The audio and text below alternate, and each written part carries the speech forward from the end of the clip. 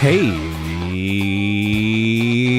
everybody, it's Tuesday, November 28th, 2023. Welcome to the Giant Bombcast, episode 817, powered by NZXT. I am your host, Jan Ochoa. I was thinking about this. Here's my pitch. Here's my early cut the check pitch. James Gunn, if you're listening out there, and I know you are because you listen to God's favorite podcast, the Taylor Swift podcast, the Giant Bombcast. He loves this podcast. He loves this pod. It's true. No one has ever succeeded at trying to kill the Batman. Let's try and bang the Batman.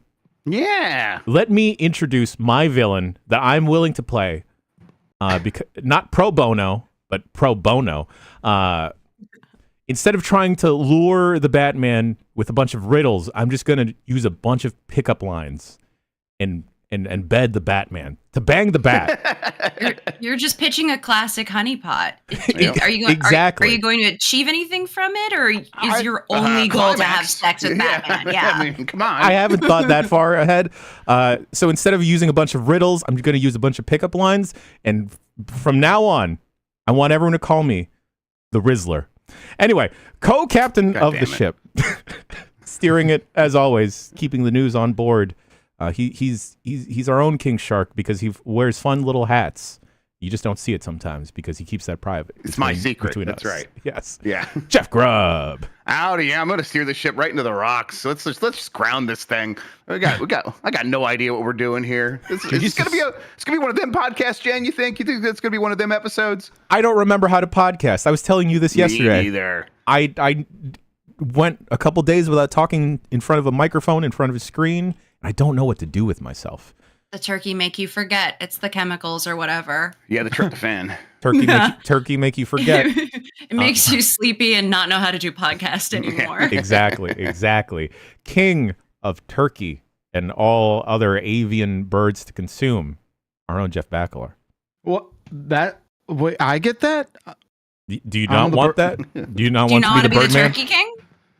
The Turkey King, Jeff Bakalar. I'd be afraid of the Turkey King. Turkeys are terrifying. Yeah, the Turkey King sounds like a Blues Traveler song. It does.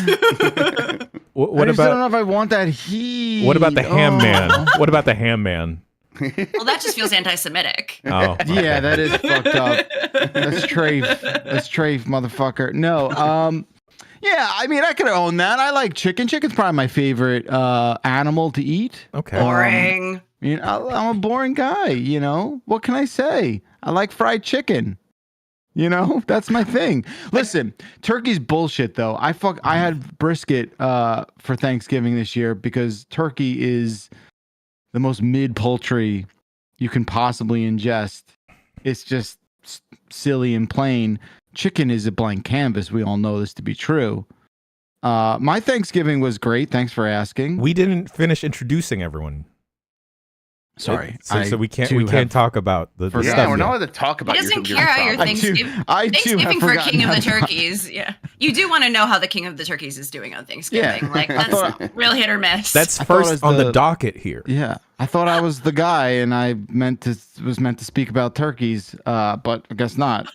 Last but certainly not least, our favorite guest here on the Giant Bombcast, Shitley Myers, everyone. It's me. It's my new name. I love it. And yes. Shitley. I'm reclaiming it. Exactly. They can't hate on you. Claiming it and then immediately reclaiming it. Exactly. Yeah, no.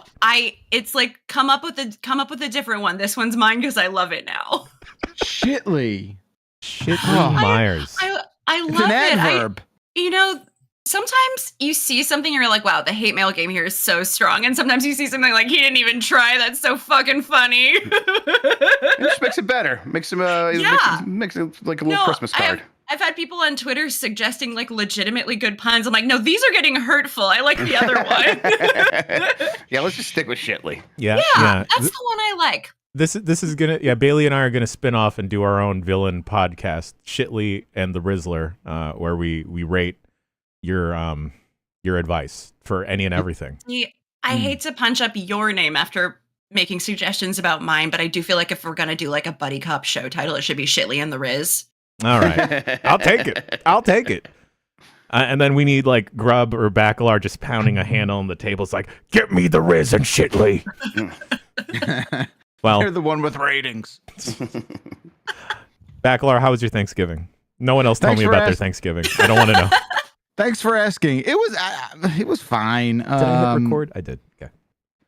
It was fine. You know, whenever I go down to Virginia for Thanksgiving, I know I'm going to be playing a lot of Nintendo Wii, the original Nintendo Wii. God, that thing's starting to just look like absolute dog shit. Starting? It's bad. Starting? Yeah. What? It's been bad for a while, yeah. It's been bad for a while, but like my brother-in-law got like a bigger TV, and he's like, I'm still hooking up, you know. He's probably, to be fair, Wii to it. He's probably hooking it up like with old cable. You can probably make it look a little bit better, but I bet they're like stretching it and shit. I bet it's like 480p being stretched. But Totally. I mean, have you heard the song from the Nintendo Wii store recently? That shit pops off. Yeah, no, it's still good. Like the menu, like the chimey kind of like ethereal menu The Wii music is kind of nice like the Star too. Wars prequels, where its memes are very powerful. Like it's like a very memeable console. Just okay. agree with it. Just yes and me. Yeah, here. sure. Whatever Thanks, you need to feel good. Appreciate it. Episode 7, yeah. Yeah, that's right. It's the lowest common denominator of video game consoles, so it's very easy to meme because memes are the lowest common denominator of internet content. That's right. Yeah, no, you're right. It's very true. Very true. Very correct. So whenever I'm down in Virginia, I'm always like, oh, what kind of food are we going to eat outside of the house? Like, what's going to happen? And the first thing they do is like, you want to go get pizza? And I'm like, absolutely not. No, In Virginia. I don't want pizza. Like, why would I want pizza down here? For people What are that we don't doing? know and that have never seen Jeff Bacalar in person, he's in a perpetual state of his hands in his pockets, just kicking sand. Yeah. No, kicking cans. Kicking cans. And I'm just okay. saying rats. I'm just like rats. Oh, rats. You know, a lot. And look, it's fine. We did the thing. I was drunk as long as I possibly could be, which is pretty great. Congrats. So my goal while I was down there was bowl of 300 in Wii bowling, and I couldn't do it. It's easy if you do it overhand. Overhand? What? Yeah, fuck it up. Wait, what? Video games are for escapism. Overhand? It wasn't even like on the table as a strat. Oh yeah, like, my sisters would get so mad at me. I would keep winning because I was bowling overhand. look, Oh my God. I got best I did was 11 strikes in a row. Wow. And I just missed the 12th and obviously the 13th, and like I just couldn't be happy. But what I did do a lot in general, or just in the Wii bowling? no, just like for the 36 hours I was there. Sure. Also, I had two things that I thought was I experienced two new things that I thought was very interesting. The first one was an actual hoverboard. I had never been on one, and my niece got one for her birthday, and I didn't know anything about like being on one. I was like, what could this be? Will I be naturally good because I have the balance of a mediocre beer league hockey player? Is that going to work out? No, that did not translate at all. But Dib hops on it, and he's just skating around the whole room. He's like, what's up, Dad? What's up? I'm like, do you know how to ride one of these? He's like, yeah, it's super easy. Motherfucker's going frontwards, backwards. He's spinning around doing like 720s and shit. I'm just like, damn, dude. So I'm going to get one of these, and we're going to enter our hoverboard arc here in the Bacalar house. The second thing I experienced was peanut butter whiskey. Oh, have you ever had? Yes, Screwball or a different brand? Screwball. Yeah. Okay. Get it. Do a shot of that with like a floater of Chambord. You get a peanut butter and jelly. Oh, that's neat. They didn't offer that at the house I was at. Just a thought for the future, just so you know, from me to you. That's good to know. It was handed to me as like a novelty, like, hey, you want to drink some of this? And I'm like, sure. Shit's like fucking candy. I wasn't expecting how sweet it is. Holy shit. Oh my God. Anyway, that was my Thanksgiving. How many shots of this did you have? No, I didn't take shots and then of go it. on the hoverboard. I just can't took a imagine, sipping on peanut butter whiskey sounds more insane than a shot to me. I'm sorry. That actually sounds crazy. What are you talking about? All right, Yeah, no, you're really supposed to do it as a shot. You have to know that. Like, that's a novelty drink. No, so here's what I did, and you can judge me. I don't care. I You will a little bit though. put it in like a double shot glass, and I just sort of sipped the shot glass, like the double shot glass, because I was like, I didn't know what to expect, and I wanted to taste this. When you shoot something, you're basically like attempting to get it into your body as quickly as possible. And I was like, I want to see what this is all about. And I was like, oh, this is basically candy, you know? So anyway. I'm just thinking of how you can mix it with Godiva liqueur. You can make like a peanut butter cup shot. Ooh, oh my god, a lot of sugar. But yeah, I'm into it. Or if you wanted to make it a mixed drink like a lunatic, you could put it in some cream soda, call it a fluffernutter. Yeah, so that was the thing. As soon as I tasted it, I'm like, I would prefer this be poured on like a sundae, because that's like, it tasted like a syrup. It tasted like some sort of topping you would put on a sundae. So I think you're in the right frame of mind there, Bailey. I've noticed on my street every single day there's a new abandoned buzzball on the street, and it's a different buzzball. What's a buzzball? It looks like mini kegs. They're delightful. No. Bailey, you're itch. I can see you're itching. I'm so sorry that I know about all the alcohols. Apparently, Buzzball is proudly advertised as a woman-owned company. It is a beverage that is roughly the size of a grenade and shaped like one. And then when you pull the pin, something similarly bad happens, where you then drink the Buzzball. And whatever happens next is on you, I suppose. But, you know, they outlawed Four Loko, so we had to get creative out here. And okay. They also make a giant buzzball bacalar. I mean, can I get this where I live? Probably. I've never seen this ever. It looks very. You need to hang out at a gas station more. I've seen these things. They've definitely seen. Okay, I did not realize Buzz Balls has 3 Z's in it. Oh, sorry. Oh no! It has 3 Z's. See, that's on you. You absolutely should have assumed. I should have. You're right. I'm slipping over here. Yesterday, you called me a dumb slut. I'm gonna say it back, Grub. Yeah, you're right. You're absolutely right. This one looks like Dijon honey mustard. No, I don't think it is. I taste like it too. Who knows? Oh. It's a buzzball. It won't matter after your second one. It's the name of this buzzball is Chalk Teas. Wait, Chalk Teas. These are at my local store. I'll be back. I get it. Choco chiller, peach chiller, and a strawberry Rita chiller. All right. The thing about Buzzballs is I've only ever had them because I was already drunk, so it seemed like a good idea. And it was rarely, if ever, a good idea. Yeah, no offense, Buzzballs, sponsor the podcast. They are shaped like alcohol would be shaped in a sci-fi video game, like Prey. Like this is what alcohol would look like in Prey. Yeah, I'm convinced you don't actually drink it. You just like squish it in your hands and you consume it that way. Yeah, huff it. Yeah. Man. Yo, I'm trying to dance next week. I'm trying to drink a little bev next week, y'all. Because have we ever been dancing? Have we ever gone out dancing, like for dinner and dancing? I don't think the Giant Bombcast has ever gone out dancing. I'm going to definitively say that. Listen, who amongst you would you say is the best at throwing it back and twerking? Wait, do you mean drinking or dancing? Because I mean throwing it back, dancing. Yeah, I mean, if it's definitely Jan Ochoa, 100%. I'm from the Yay area. See, I would have guessed that before, but after watching Dan's moves in WarioWare, I'm not sure. Listen. That man can almost do a split. Yeah, I can do a split. Twerk. Yeah.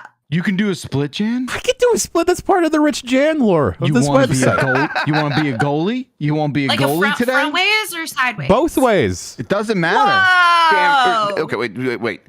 Jan, when's the last time you did the split? Last week. Fully articulated. Okay, all right. Because you realize even though I've gained some extra Jan. You do the splits on stage in LA. 5,000%, baby. Okay. All right. I have a follow-up. Yes. Yeah, I'm very excited. Why can you do a split? Like, how are you? Are you just like a flexible boy? Henry David Thoreau be like, why can't you do the splits? So this gets on my best friend's nerves because my best friend is a break dancer. We'll eventually talk about video games, folks. Eventually. Yeah, I'm sure we will. I've always been like a little extra Jan around me, you know, little chubbers my whole life, okay. you know. Like, what the fuck does he mean? Yeah, okay. But for whatever reason, I've always been oddly flexible, and I attribute this to my 7th grade elective teacher, 6th grade elective teacher, when we had karate at a Catholic school, which sounds weird, where we were doing the butterfly stretch, right? So it's when you're sitting not quite crisscross applesauce, but your feet are touching. You're supposed to bend forward, right? Get as close to the ground as possible. Right. Yes. She just full on, all of her weight, pushed me all the way down to the floor, and I heard something crack. And I'm like, you know what? Okay, cool. And then I kind of just stayed there, and then everyone around me was like, man, Jan Jerome's I know that he's like a little chubby and stuff, but he still has a great personality and everything, and he's fun to be around, and he's funny, but that's just like a chubby thing anyway. But anyway, look at that guy fucking stretch. Oh my God. She separated your bones. Yeah. Yeah, so since Forever. then, I could do like the basket thing or the scorpion where my feet touch the back of my head. It's great. Damn. Catholic karate sounds wild, dude. Yes. Yep. You beat up a nun, or what's the deal? No, they beat me up back Oh, then. yeah. You know nothing about there. private school. God's greatest warriors, right there. Shouts out to Sister Eileen. She made a great lemon bar. Anyway, video games. We made it. We made it, folks. And we already did Wii Bowling. Oh, there we go. We already got a game in. Dude, I did try and look at it, like they had a bunch of other Wii games, and I'm like going through the things. Every single jewel case is empty. I never asked anyone about it, but every jewel case was empty. I was like, That's just the normal state of a Wii collection in I 2023. just wanted to play. I wanted to show Dib Mario Galaxy. I mean, that's an understandable thing. Wasn't meant to be. Surely those discs are not still good at this point, right? Oh, Like, they those things definitely- don't last forever. They got holes in them now, Wait. don't they? Yeah, no. I mean, they that's have like- a hole in It them. takes a while More for. holes. Yeah, it'll take like 50 years. Yeah, it'll before take those a things while. fail. 50? I thought it takes Yeah. like 10. They're Well- not Divixes. For some people, Yeah, it wasn't takes a floppy. For some people, it takes 13 years. Alan Wake specifically, 13 years. Grub, you put on the dock here, Alan Wake 2.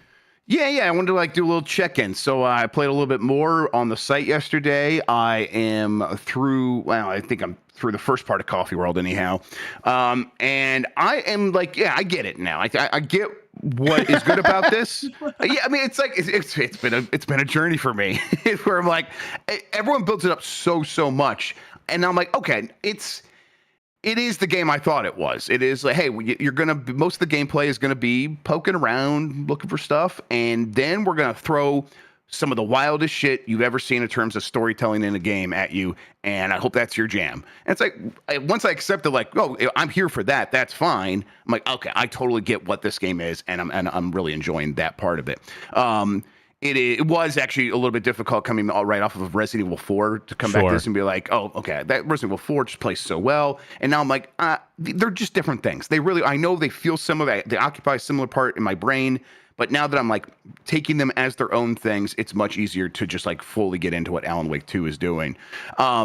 It's not even like the gameplay is like, I wouldn't say like boring or anything like that. It's just it's reduced, right? It's like the dials turned down on what they're asking of you as a player in these sections, and so it does feel like occasionally like, okay, I'm just kind of waiting to get this next bit, and the combat is what it is. I don't think that's especially great.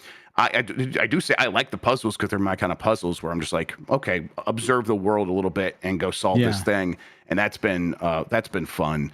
So yeah, I definitely get it at this point. I wonder how you guys are still feeling about it. Jan, have you beaten it yet? I decided to put it on the back burner and try and complete a couple smaller indie games in the meantime. And then I quickly realized that we're starting Game of the Year this week. So then I thought, okay, gotta go in overdrive here. Actually went back and replayed a couple chapters. I rolled back to an older save just because I just remember seeing Grub find all these caches and words of power that I completely missed out on. And not that I was struggling where I was at in the game, but I felt like I just needed some extra juice there, and I just wanted to spend even more time than I was already spending in these levels.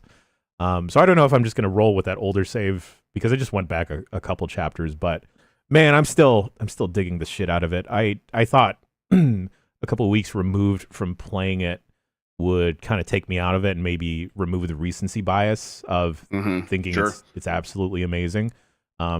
But I was wrong. As I was watching you play it yesterday, I'm like, yeah, I would still visit the crap out of Coffee World. Like I would live there. Well, in its current state, or like maybe in its prime, like either I don't or. think Jen cares. Yeah.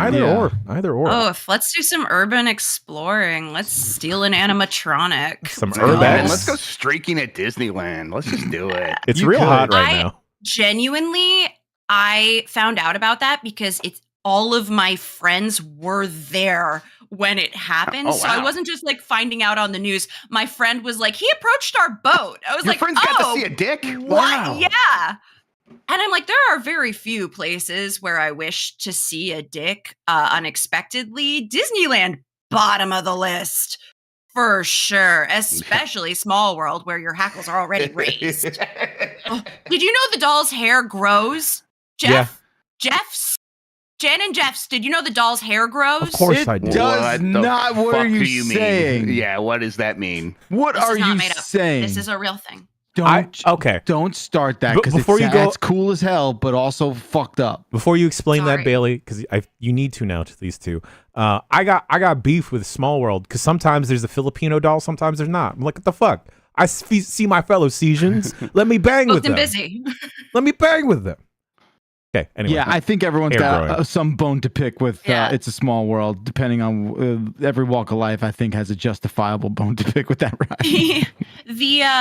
The boring official explanation for why the hair grows is that it is made of yarn, and yarn loses its elasticity over time, and so it will stretch out, and so they have to trim it so that it's the right length and stuff and looks good. That But- doesn't seem But okay. that's no, the doll's hair just grows actually. Okay. It fully haunted. grows. It's haunted by the spirits of children. Right. And then took over that guy's body and made him want to get naked. Mhm. Right. That makes a Bailey, lot of sense. have you stuck around or circled back to Alan Wake 2 at all? I have not had a ton of time for it because I had to play Assassin's Creed Mirage. Watch the Honest Game trailer. It comes out today. But every Honest Game trailer since the Alan Wake one, we have made multiple references to Alan Wake. It is constantly in my brain now. It's very scary. I'm a baby. I can't play scary games. My heart's too weak. But it's so interesting that I want to keep playing it. Plus, I was really proud of myself because I beat that first boss like on the first try, and everyone told I me heard I did about a good this. job. Yes, you You did did. it? That's a really good job if you did that. Oh, you Thank did that. you. You did that on the first try. That's really First good. try. I was How many very times did it take afraid. you? Who's counting? Right? Like 5, I think it took me like 3 actually. 8? Yeah. Something like that. 5 or was- 8. I was so afraid, and it made me better at aiming the gun, I think. That's a good sign. Yeah. There you go. But so how far into it are you, Bailey? Not terribly far. I just Okay. know a lot about what happens later due to just Sure, osmosis. cultural Yeah. osmosis. Yeah. I'll say that I think the frighteningness of the game dials down pretty Yes. quickly after that. I think I've done a couple sections now where it's like they're just having fun, and it's more Sure. like weird Adult Swim instead of horrifying Weird constantly. Yeah, Yeah, to equate it to a movie, it's like Shutter Island, and then it becomes like Zodiac, of like, Okay. Yeah. Sure. what's happening? Okay, Right, we're it's cool. It still has a lot of tension, but Yes. I think it's less stressful pretty quickly. Okay. Yeah. Well, I I mean- definitely want to And finish it. I'm a scaredy really cat liked too. it. So yeah. I know I we're do all think- babies. I think some of the environments get a little worse, where you're just sort of like, oh, no, I don't want to do that. And I think they still do those triggered jump scares, which Oh yeah, you yeah. do eventually kind of get numb to. Yeah, a little I thought I was desensitized. done with this game, and then it was like, no, we got more. And I'm still in it. I feel like my in-game counter is 32 hours. Ooh, What am I doing? Am I just time, really- apparently.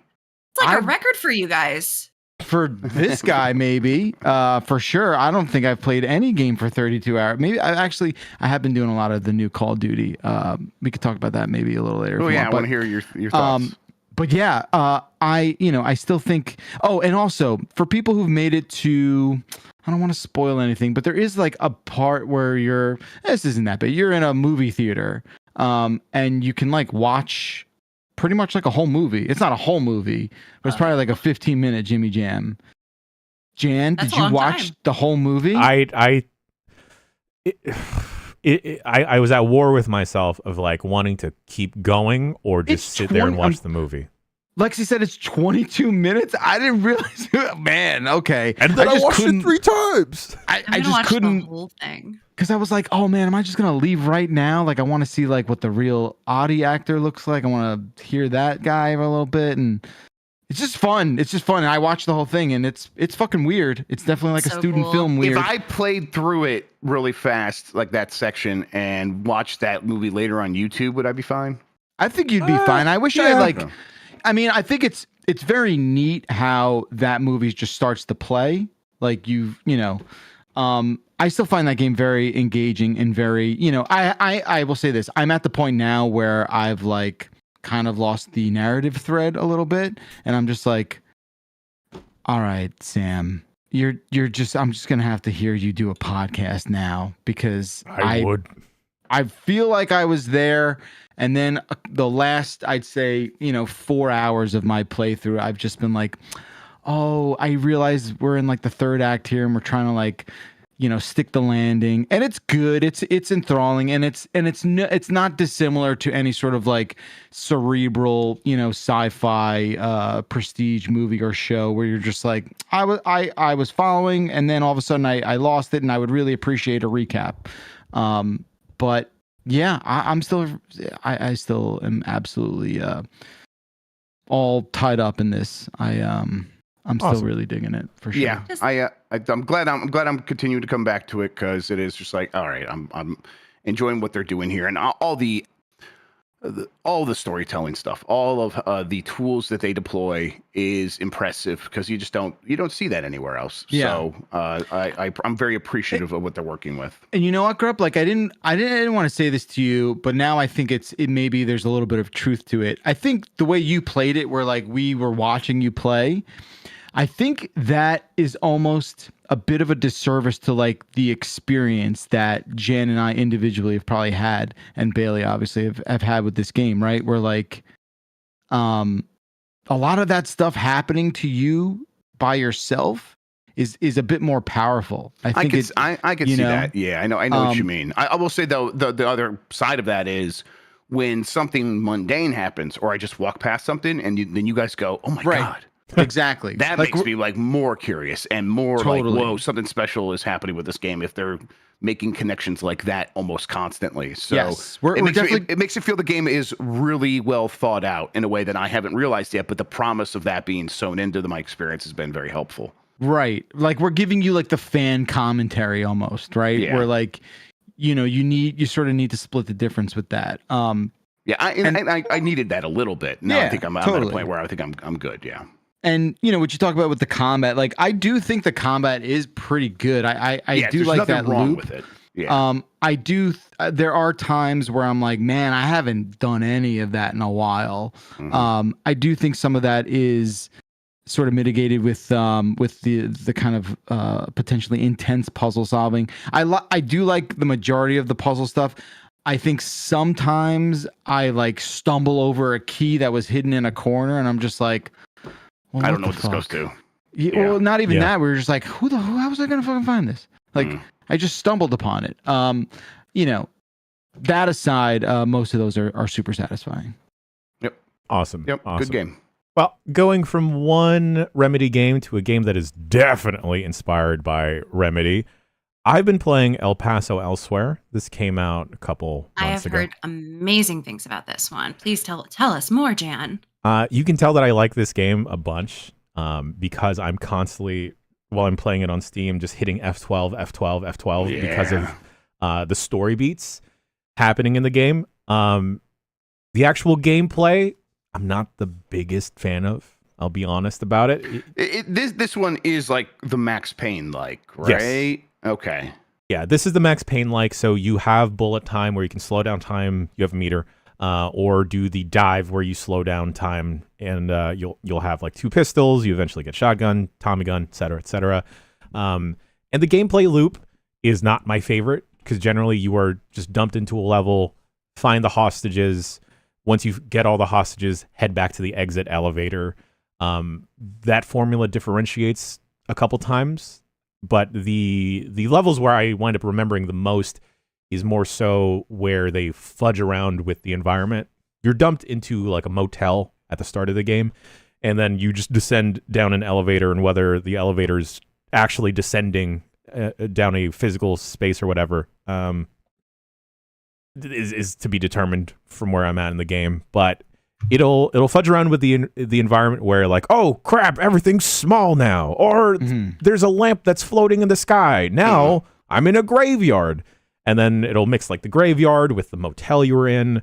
And it does neat stuff like that. And I like it when the game is doing that. I feel like they could cut down on a lot of the actual levels because there's supposedly 50. And at this point, I'm kind of tired of the actual gameplay loop. And I would actually just like the story, because that is where this game really, really sings. There's a couple sequences where the music will kick in, and then it's pretty just ambient music with like how Silent Hill will occasionally go like or whatever in the background. El Paso Elsewhere totally does that, but y'all, it's the fucking story. It's the small cutscenes and like the pacing and the editing of it that just fucking hits in a certain way. Shouts out to who I think who should maybe get the best debut of best new character, James Savage. He's just a dude trying to go after his vampire ex-girlfriend. Sure. Haven't we all been there? Right? Yeah. And then like the whole time he's like coming to terms with their whole relationship, his own relationship with himself, and it's like the whole time it's like, it's fucking hitting. Let's fucking go. Let's go. So that part to try and see the rest of the story is propelling me through the actual story beats. And there's light humor in the game where, you know, they'll introduce a new enemy, and one of the first new enemies is like a werewolf, and then like the interstitial cutscene in between levels will be like, is that a fucking werewolf in the bathroom? And then hard cut to the next level. And then it'll have like other introspective moments where when they introduce a new character, it's like, oh, this is a bride. Like, we're like, what was your deal? Like, were we married? Were you getting married? And all that other stuff. And I think the voice acting is very great. I believe the writer and developer voiced the game himself. Wow. Xavier Xavier Nelson, I think. I'm sorry for mispronouncing your name, but You said Xavier? That's pretty awesome. There's a lot of vowels in his name. It's true. But hey, I'll take full onus for fudging that name up. Who among us? Man, like it's just like the story beats. Honestly, it is what's pulling me through, because I am just very, very tired of the actual game at this point. Yeah, I was gonna. So for the game itself, how much does like it change up over time, or is it just kind of slow-mo shooting and maybe get different weapons? It's pretty much that, and then you just go to point A. I was like, oh, now I got to flip a switch to open this gate. And yeah, maybe 50 levels is a bit too much for if that's not gonna change up too much. I feel like when I was playing that demo when it came out during like what was the what's like the festival they do? Steam Next Fest? Yeah, the Next Fest. I like was feeling that in what I was playing in only in the demo, where I was like, oh wow, it's just this a lot. I dug it though. That's cool to hear that you're so into it. Well, yeah, I mean, it seems like it's got a ton of styles. It seems, and if there, it does seem like it's got a lot of cool stuff happening in the story. Is it? How Remedy inspired? Do you get any like live action stuff and anything like that? No live action stuff. I think besides like using painkillers and bullet time and diving and then just messing with the geometry of the levels, that's where I'm getting the Remedy vibes. I've never played through Max Payne, so I can't speak to how fix that. exactly I haven't either. Wow. Yeah. Also, James Savage wears like a trench, and like Max Payne wears a trench. Clearly going for that. I mean, they're not even trying to hide it. It's like this is definitely trying to be an homage to Max Payne. Okay, so the key question here for this week, Friday we start Game of the Year stuff. And I asked you this before, but now that you play a little bit more, should I be playing this? It's Tuesday. It's Tuesday. it's really hard to recommend. It's hard, like the story part, absolutely amazing, but then I'm about like 4 or 5 hours in, and I'm almost to level 50. And it's quite, some of the levels do feel like quite the slog, where you are messing so much with like not inventory, ammo management. They do promote, like in the game, of breaking virtually every wooden object so you can get a stake to stab enemies with, and that's like a one-hit kill.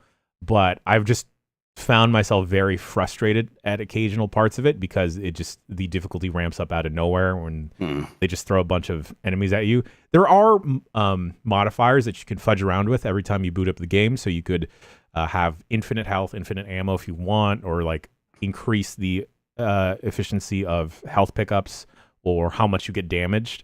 So I think if you really wanted to just zoom through the game, you could turn all those on to your favor. Oh yeah, interesting. And I don't think you would lose much out on the game. It would just feel, in my opinion, I think it'd feel like more like a slog.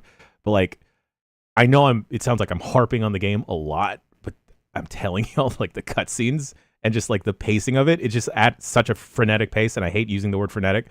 I'm probably mispronouncing it. I just feel like it's overused a lot. You actually nailed that. There we go. Boom, boom, baby. It just speaks to me in a weird way. And I think the delivery is really on point of James and your vampire ex-girlfriend, and I feel attached to these people. And like the framing of all the like little mini cutscenes is fantastic as well. Like there's a lot of attention when it comes to that, and it's not just like talking face.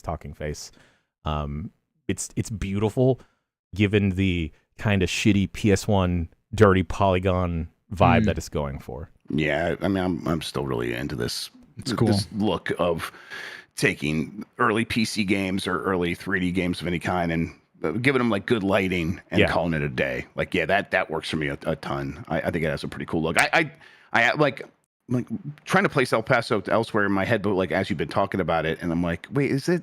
It sounds, for some reason, the name makes it sound like it's a visual novel or something like that. So I'm like, oh, okay, no, this is the game I've been seeing on TikTok. It is the Max Payne game that people have been playing on TikTok. Yeah. So it's got enough vibes that people are like, oh, what is this? What is that game? What is that game? So yeah, I'm into the way it looks, and I like the presentation. I might check this out. I wish I had a lot more time though before Friday. I would play up until the level where you hear the rap track kick in. Okay, that's always a good sign. All right, yeah, because like it hits. It's not my style. It's not my style of rap that I personally prefer, but it's just one of those of like, okay, let's fucking go. And then like, you know, as I'm playing here in the dark, I'm just like yelling my own like little ad libs to the side while they're going off like, woo, hey, woo. Anyway, Grub. Just get a case of Buzz Balls and lose some time. Yeah, that sounds like a perfect evening or day. I guess I'm not going to judge you, Bailey. I invited you onto the podcast not only because we need you, but because I wanted to brag to you that I've now finished 2 more video games in my life. Whoa! Oh my god! I just wanted. That's so amazing. I just wanted to try and impress my friends and have it be recorded for posterity. So your list now is Tears of the Kingdom and Lies of P. Lies of P. Right. Now Venba. Okay. And Jusant. I think that's really impressive, Jan. Thank you, Bailey. Thank you, Shitley. Thank you, Shitley.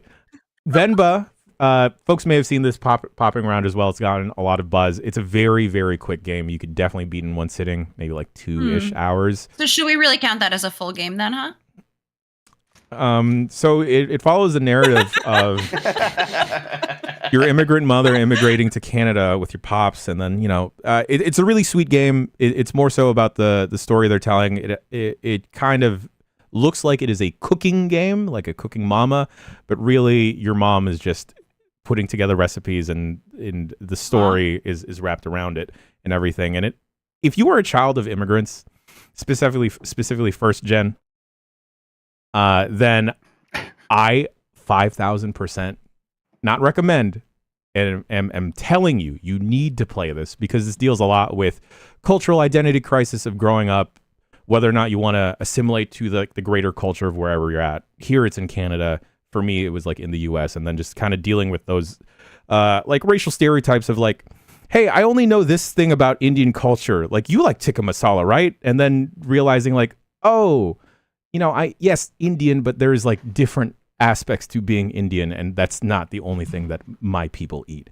And then it's facing the shame of bringing in like a homemade dish to lunch and everything, and that's definitely something like I've come across in my life of like having other classmates point at my smelly food and be like, oh, what's that? That's not a cheese pizza. So it's really touching in that aspect.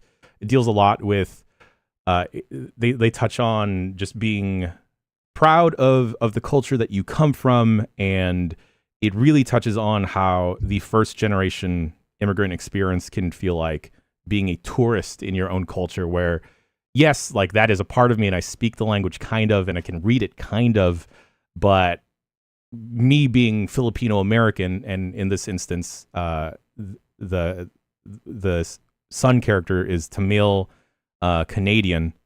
Again, apologies if I'm getting that incorrect. It really echoes a lot of my own feelings and like what I've experienced of like, yeah, like I'm proud of this culture, but I'm also kind of ashamed of it sometimes. But like, why am I ashamed of it? Who's telling me to be ashamed of it? And deals with more so with the parent side of that, of like, why can't my kid be proud of this? Why are they ashamed of this? And just like, your name is Kevin versus like, and you want to anglicize it and be called Kevin and stuff. Again, if you love cooking, if you're a child of immigrants, or you're looking for a quick game to play or a game with a hot mom, play Venba. Oh, okay. Just throw that one right at the end there, huh? Yeah. Well, it sounds great, especially for that last bit. Oh yeah, definitely. I started this, and I will say I found it very pleasant just following the recipes, because it's not like it's written out explicitly. It's like suggested at, and it's pretty close to an explicit suggestion of like what you're supposed to do. But it's still fun to just be like, oh, okay, clearly I'm supposed to put this and then this, and there's little holes here, so I got to let the steam through, so I'm going to line it up this way.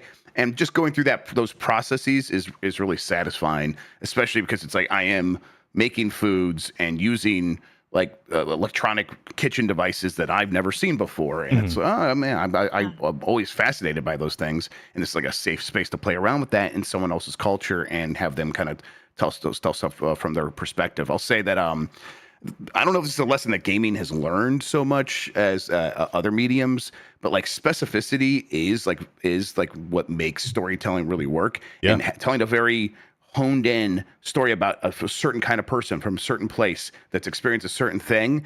It's like, well, that actually makes it easier for someone elsewhere that has no relationship to those specific things to latch on, because it's still like the same kind of things that everyone goes through. So I definitely got that right away where I'm like, this is something that appeals to me, even though it's completely the opposite of anything I've ever experienced.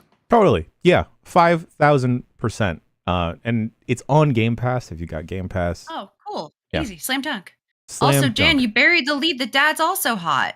Well, something for everybody. He's got a stash, and he's like almost the same shade of brown as I am. And I'm like, I see myself as this guy. Look at this man. Look at this man.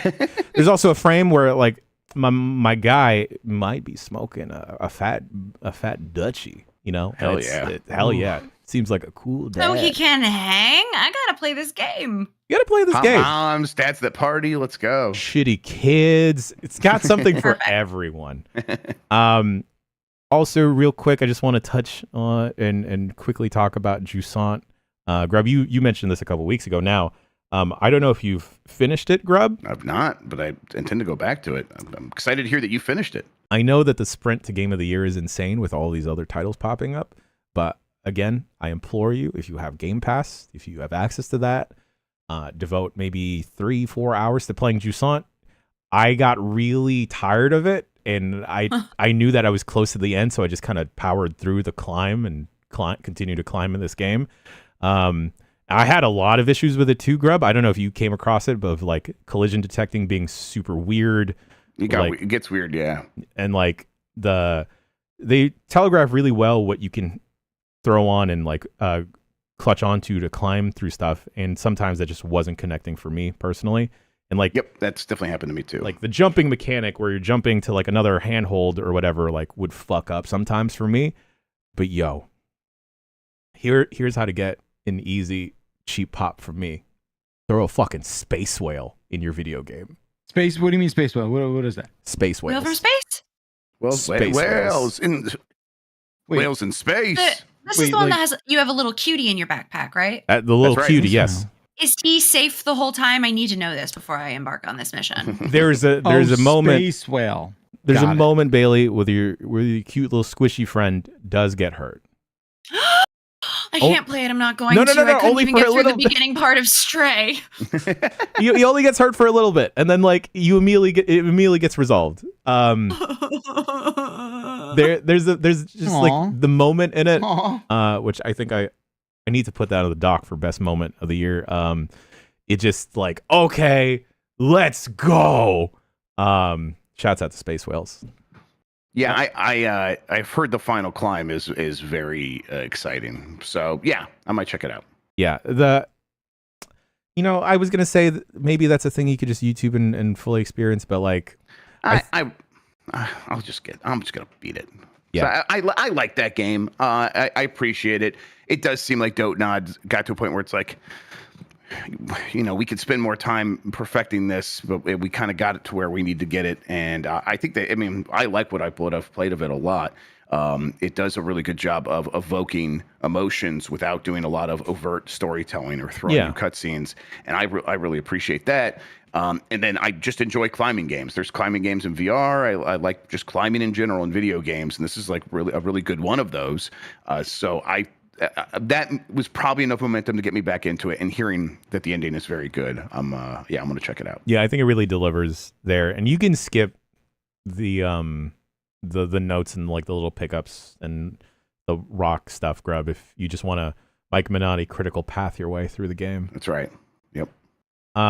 Speaking about whales and space whales, Jeff Grubb, this is the last game we have listed here. This is quite the whale of a game.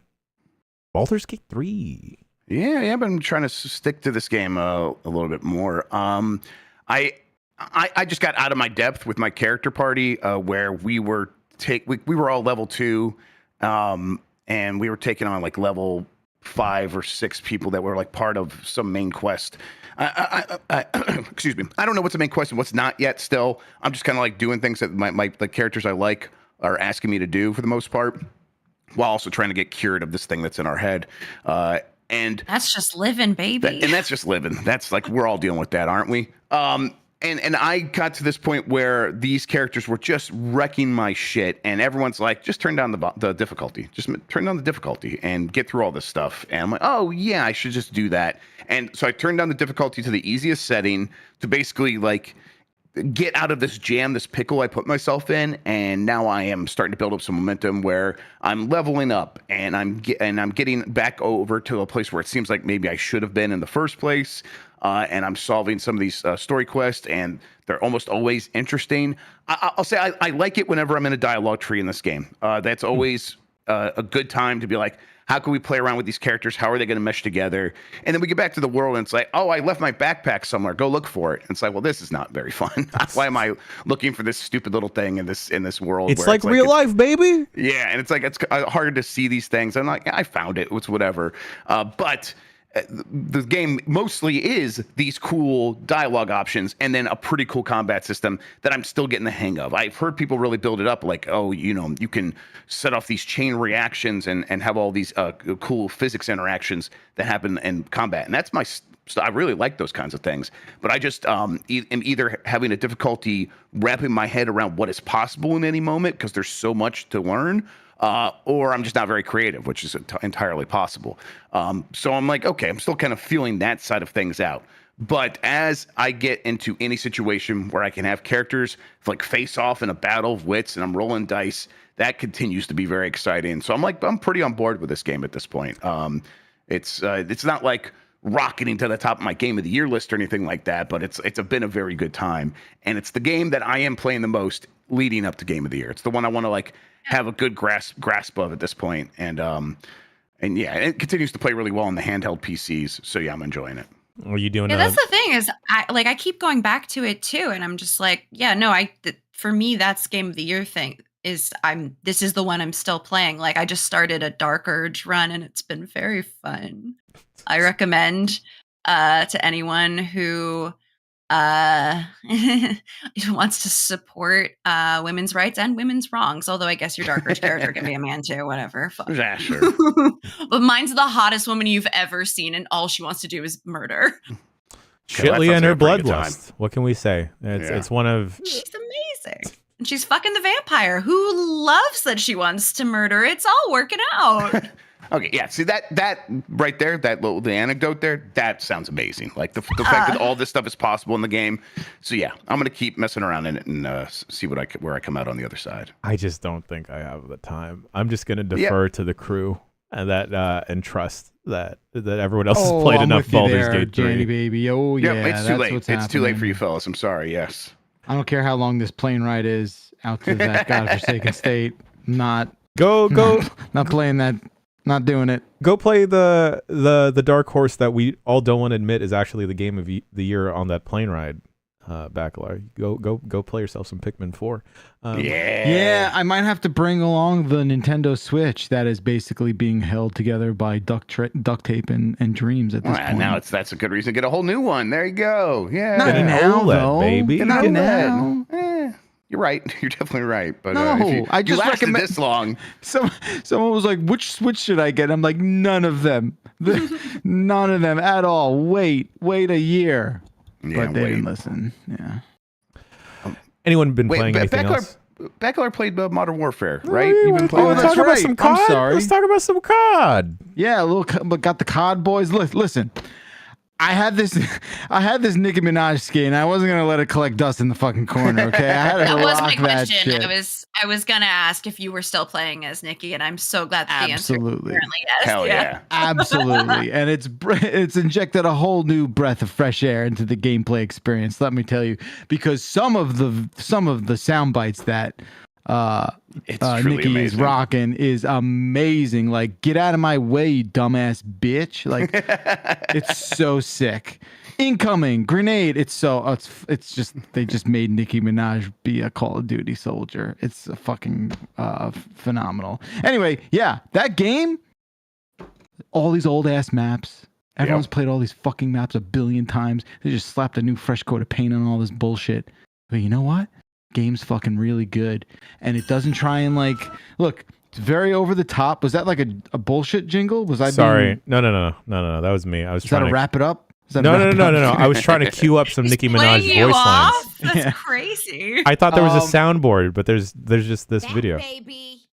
Oh yes. Time to tell this bad bitch where your squad's at. To the east.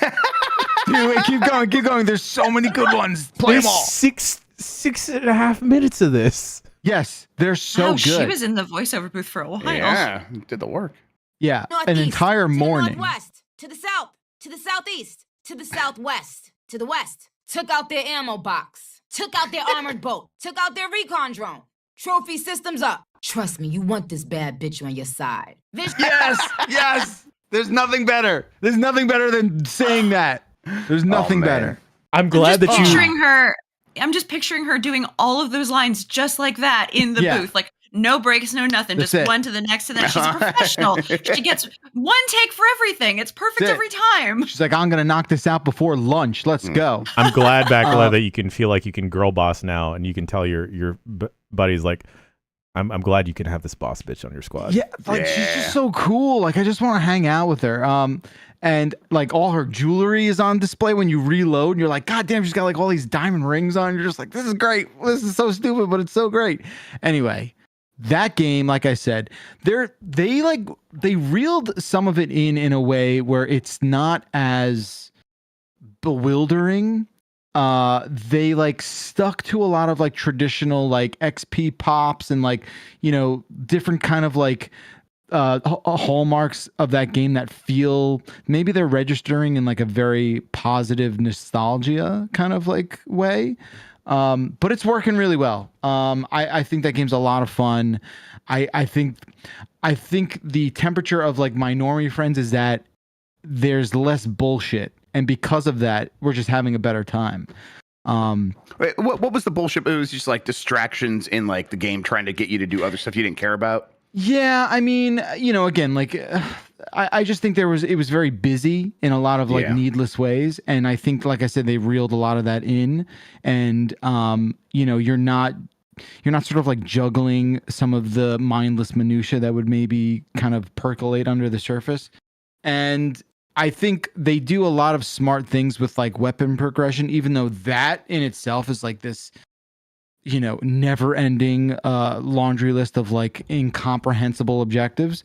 But they've done some interesting stuff where you can like say like, hey, like I want to get this scope on this gun really bad. And it's like 48, unlocks down the line. You can basically like select that and say, okay, I'm playing for this now, and you have to unlock objectives and satisfy objectives to get that thing. Again, it's still relatively indecipherable, and you have no idea what you're ultimately unlocking, because at the end of every match there's like 45 seconds of screens that are like, you did this and meters go up and levels go up, and you're like, did I just lose money? Like, I don't know what happened. It's like video poker where you're like, I don't know if I won. Is this tied to my bank account? What's happening here? Something happened, right? But it is really good, and they've chosen like the maps that they have in this game. They've been out of rotation long enough where you're just like, God damn, these are really, really good. There's a reason that those games are thought about more fondly than the newer stuff. Like their maps are just better. The maps are just better, straight up. And yeah, it's good.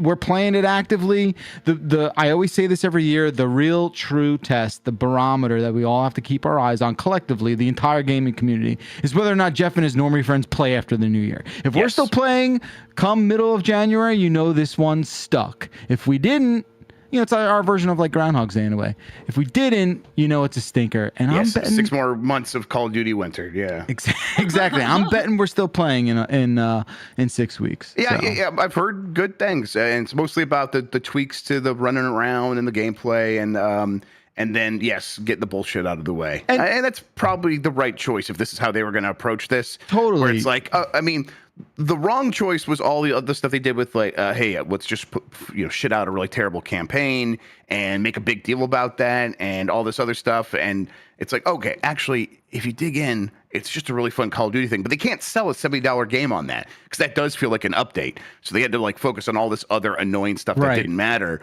But that gets you into the car, and now do you actually like driving the car? It has nothing to do with anything we sold you on it. But now that you're sitting there actually using it, it's really reliable. It does what you expect. You can understand it. So yeah, I think I'm gonna pop back in and play some more myself. And forgive me if you hear some leaf blowers. That's probably what you're hearing there, Jan. I think like look, you're still playing, all of a sudden like Shredder's next to you, and you're like, all right, well that's fucking weird. But what is Shredder? I'm Nicki yelling? Minaj. what is Shredder doing here? What's that? What is Shredder yelling? I don't know. I haven't heard any of his sound bites. Turtles. He's probably just like, you should feel lucky to have a boss bitch on your team. What does he say? I hope they're taking slaves to freedom. Oh my God, I haven't heard that one. That sounds fucked up. I hope they're like sound bites from like the first 2 movies, but I don't think they are. Where he's just like, "Ugh, idiots," like that, stuff like that. He uses grumble around a bunch. Sure. And then there's Skeletors like up in this game, Spawns up in this game, and that's kind of it, I think, for like the wackadoo stuff. And you know what? And Groot. For whatever fucking reason, Groot is there. And Groot's like OP. Noted warmonger. Yeah, a lot of players were saying, Groot's OP because apparently he like blends in with the background. So his skin is very like translucent and transparent in a lot of like convenient ways, especially in like the wooded maps. He's voiced by Vin Diesel, the most powerful actor in Hollywood. I didn't consider that. Yeah. Yes, with the range that Vin Diesel continues to demonstrate. Vin Diesel is beyond OP, the OP human. all of us. But yeah, it's fucking good. Like, game's good. Good game is good, and I'm feeling it.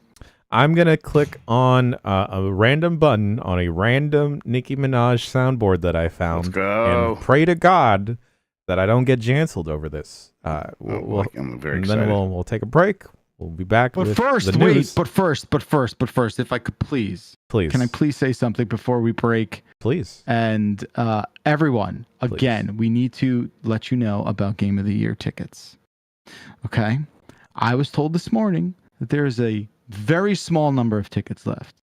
Okay, not gonna tell you how many, but a very small number of tickets. We're not joking. Hurry. This is basically last call. There's one left. All right, there's one left. And Fight. yeah, You can't bring your baby. Yeah, no more plus ones. But seriously, very limited number left. I'm assuming by the end of the week we're done. So this is it. No more venue changes. We're too close to the point of no return. Get your tickets now, or forever hold your peace. And you can bring a baby, but if you do, I get to sign it. I don't okay? think you can. I think the venue is 18 and up, actually. I will sign the baby. All right. Leave your baby Baby's like outside. a Benjamin Button. You can get him in that Yeah. way. Yeah. That's a good This is little my ball. 19-year-old baby here. Benjamin Buttonhole. Jan, I got a friend of a friend in LA that keeps saying, "Do we want a robot for the show?" Yeah. Yes. Okay. Why No even questions asked. All right.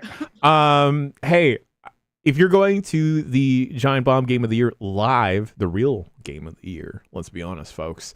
Hey, bring a sign. Let's put wrestling in this bitch. We're about to upset everyone watching on Twitch and YouTube for the live stream. Because it's one of those instances where, you got to be there to experience the whole juice. That's right. Tickets still on sale for now. At least 3 baby handfuls of tickets. And that's not a lot. Have you seen a baby's hands? Yeah, Anyway. they can't hold shit. Nikki, take it away. Not our Nikki, but Nicki Minaj. Pink wig, thick ass, give 'em whiplash.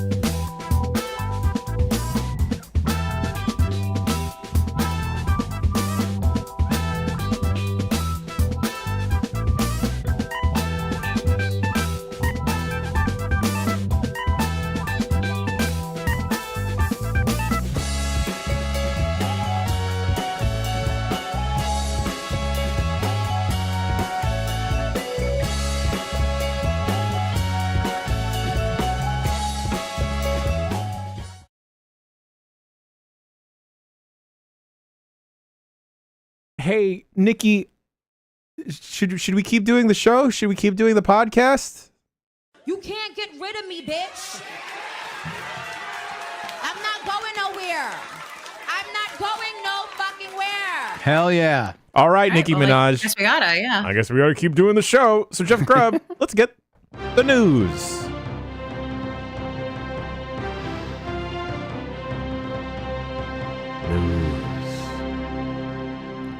So it was early last week. I noticed that every single piece of software I had was updating all at the same time. Like, what's going on? I realized it's like it was about to be Thanksgiving, so a lot of places were just going to take the rest of the year off, and that sort of happened with the news. There's not a lot happening. The industry's slowing down. There will be some news next week because the Game Awards will happen, and I'm sure Jeff Keighley will delight us with all his many pleasures of the flesh. But in the meantime, we have a few news stories here, starting with with Sony faces lawsuit over store prices. This is a weird one. A class action lawsuit accusing Sony of overcharging PlayStation Store customers by up to $5 billion, actually £5 billion, which would be about $6.27 billion, can proceed to trial.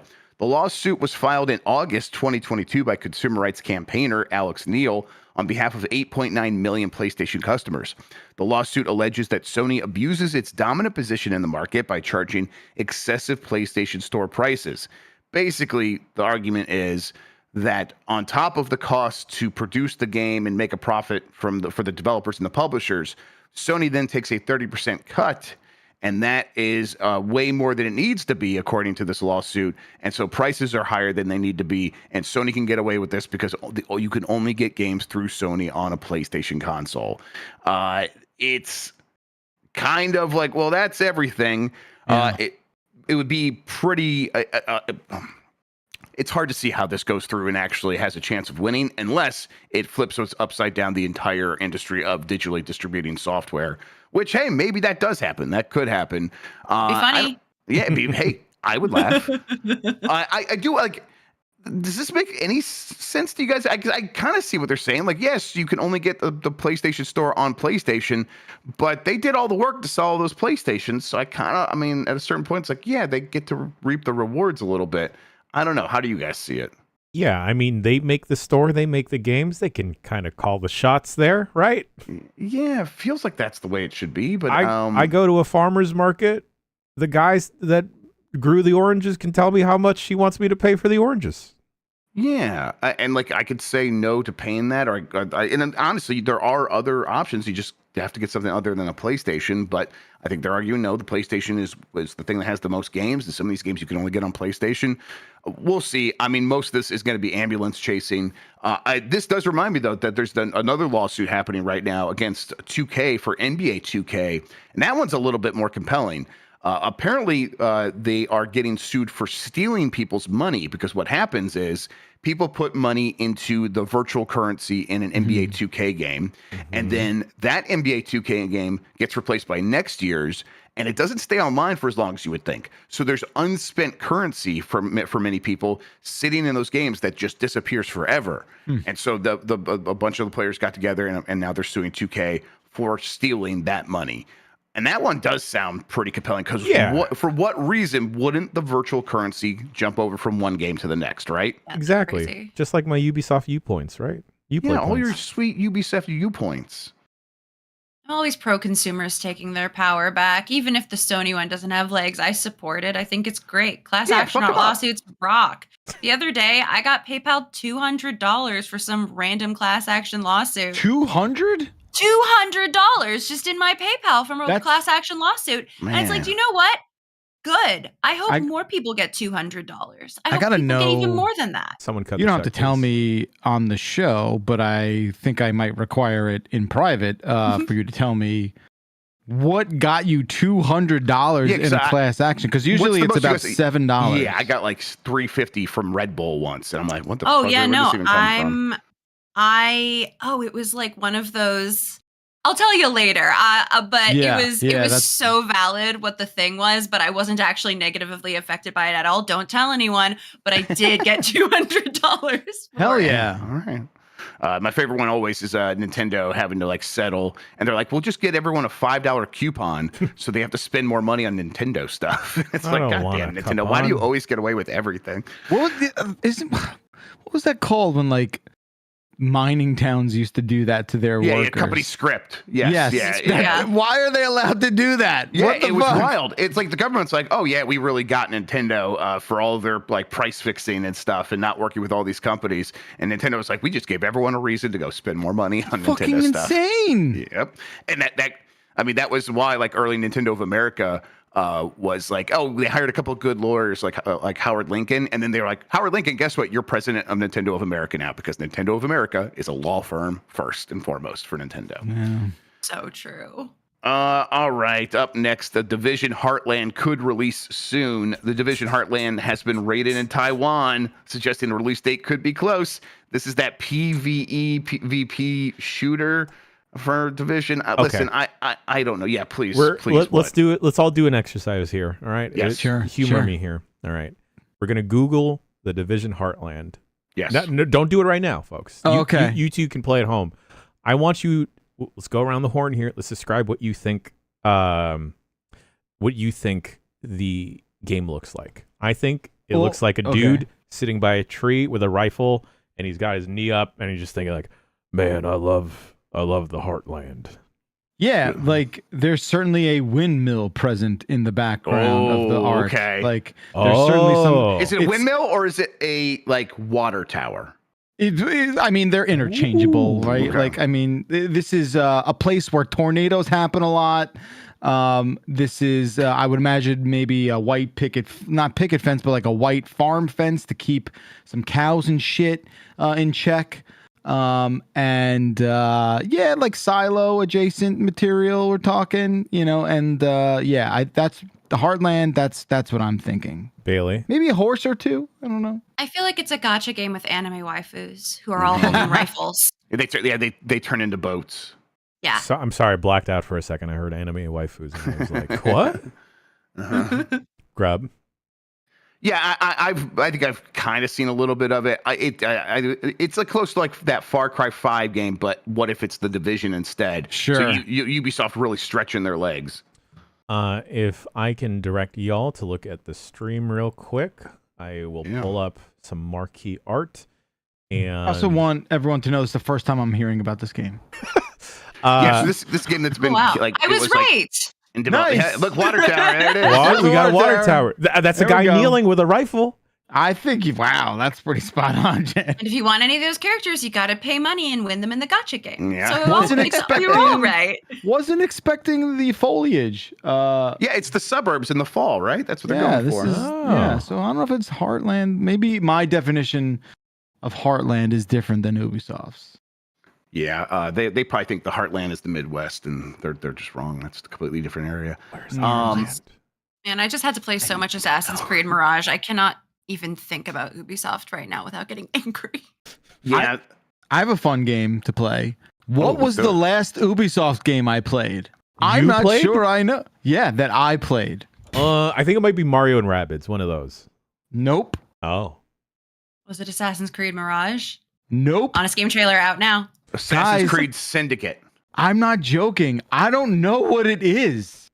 Have you played any Tom Clancy game? Did you play Rainbow Six Siege with Mike Mahardy? That seems like something you would do. I played Siege. I bet it's Siege on PC like 6 years ago. Okay. 6 years. Wait, well, I mean, listen, I know the next Ubisoft game you're going to play. What's that? It comes Come out on. next month. Come on. Well, you know it. You know You it. have to know this. You won't stop talking about it. Gru- The Avatar game. Come on, baby. Let's fucking I'll probably go. see some of that. I thought you were getting on a skull and bone situation here. Yeah, I bet. I don't know. What was the last Far Cry I played? The one you were just talking about with the cult. Okay, Far Cry 5. Jeff Yeah, I guess that Sweetie. was a while ago, huh? Yeah, 5 was the call, yeah. Yeah, goddamn. Their bones are made out of fiberglass. Weird. That's wild. I think about it every day. I think it's reinforced carbon or like fiber carbon or whatever it is, not fiberglass. That'd be a A little carbon bit different. fiber. Yeah, carbon fiber. That's yeah. still wild. Oh yeah, that's just even more wild. All right, Division Heartland. I honestly don't know what to make of this, other than this is Ubisoft trying to get another one of these online shooters to take off, other than Siege. We'll see how they do. I hope it's successful. Yeah, sure. I mean, whatever. I'll try it. I have nothing against it. We'll see. I'll play it with you all and then never touch it again. Jet Force Gemini is the next N64 game coming to Switch Online. Nintendo confirmed that Jet Force Gemini will be released on Nintendo Switch Online in December. The game will be available in Japan a little bit earlier on November 30th. Jet Force Gemini is a Rare game, not in terms of its availability, in terms of the developer.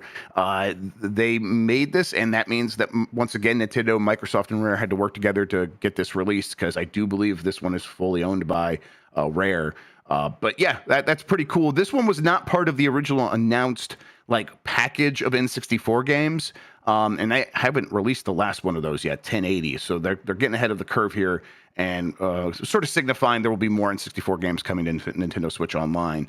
I like Jet Force Gemini. It was kind of an early N64. It's an early shooter, but in an N64 game, it looks pretty cool. It has a lot of that rare cruft where there's like a million little things to do, and it can get kind of draining by the end. But I enjoy it, and it's a pretty good game. So yeah. Killer Instinct is getting a new anniversary edition and a free-to-play version on Steam. To be clear, it's been free-to-play from the very beginning. This version of Killer Instinct will include one free weekly rotating fighter, as well as a single-player, local, and ranked modes. The $30 Killer Instinct Anniversary Edition upgrade you can get will include all 29 fighters. But what makes this really a big deal for fans of Killer Instinct is that this is a big balance patch. Iron Galaxy came back to work on the game. And this is 10 years after it originally released. This game came out as it was a launch game for Xbox One. So the fact that it's getting a lot of attention this far along, it's one, that's interesting. That normally doesn't happen. And two, it does signify Microsoft still seems to have some interest in making more Killer Instinct happen, which was what we've heard a bunch of times now. There just was no developer available. Well, now Iron Galaxy coming back to work on this, that's does signify that they'll probably work on the next game as well. Although some fans, like Turbo Sean, who's a big Killer Instinct fan, he mentioned he thinks this is like a trial run. I bet it's like even more than that. I bet they're already working on the next game. And then finally, Dragon's Dogma 2 will get its release date today. They're having that showcase today. It's happening at 1 p.m. Pacific time, so a little bit later this afternoon. But the director of the game confirmed that they will announce the release date, which they might not need to do because Steam already has it listed for March 22nd, which is the release date that we've seen leaked a bunch of times now. So this game going to be out in a couple of months, and I'm looking forward to it. Any Dragon's Dogma players? You ever do an Honest Games trailer about Dragon's Dogma, Bailey? You know, it's not on the list right now, but we'll see if it starts trending anytime soon, and maybe we'll take advantage of that sweet SEO. Hell yeah. Yeah, that does it for the news, though, Jan. I'm handing it back over to you. There's just not a lot this week. Wait, that's it? There's not much news happening. I mean, there's a couple more lawsuits. I mean, if you guys want to talk about that, but nothing really. There's the Bethesda stuff. Who?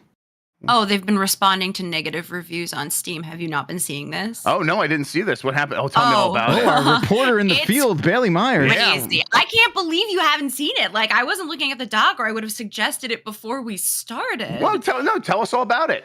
They've been responding to negative Steam reviews about Starfield and explaining why actually the review is wrong for being negative. Oh, boy. I just got that from Roto-Rooter. They came to look at my water heater and charged me $90 to give me an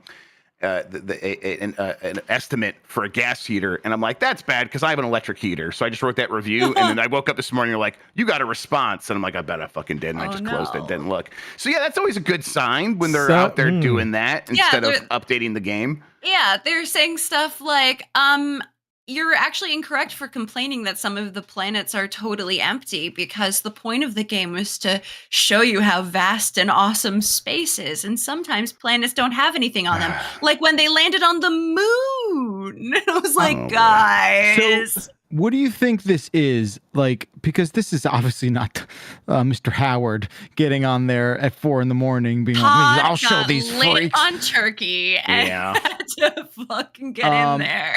I think. What do you think? This is just like people who are so horny to work for Bethesda, and they're like super fans, and then they like, I don't know. I mean, they have. I genuinely don't know. Yeah, they have community people whose job it is to like tell the people who run these companies what the sentiment is, and then maybe they're just like so steeped in it that they break a little bit. And they're like, I'm going to fix this. I can fix this fandom.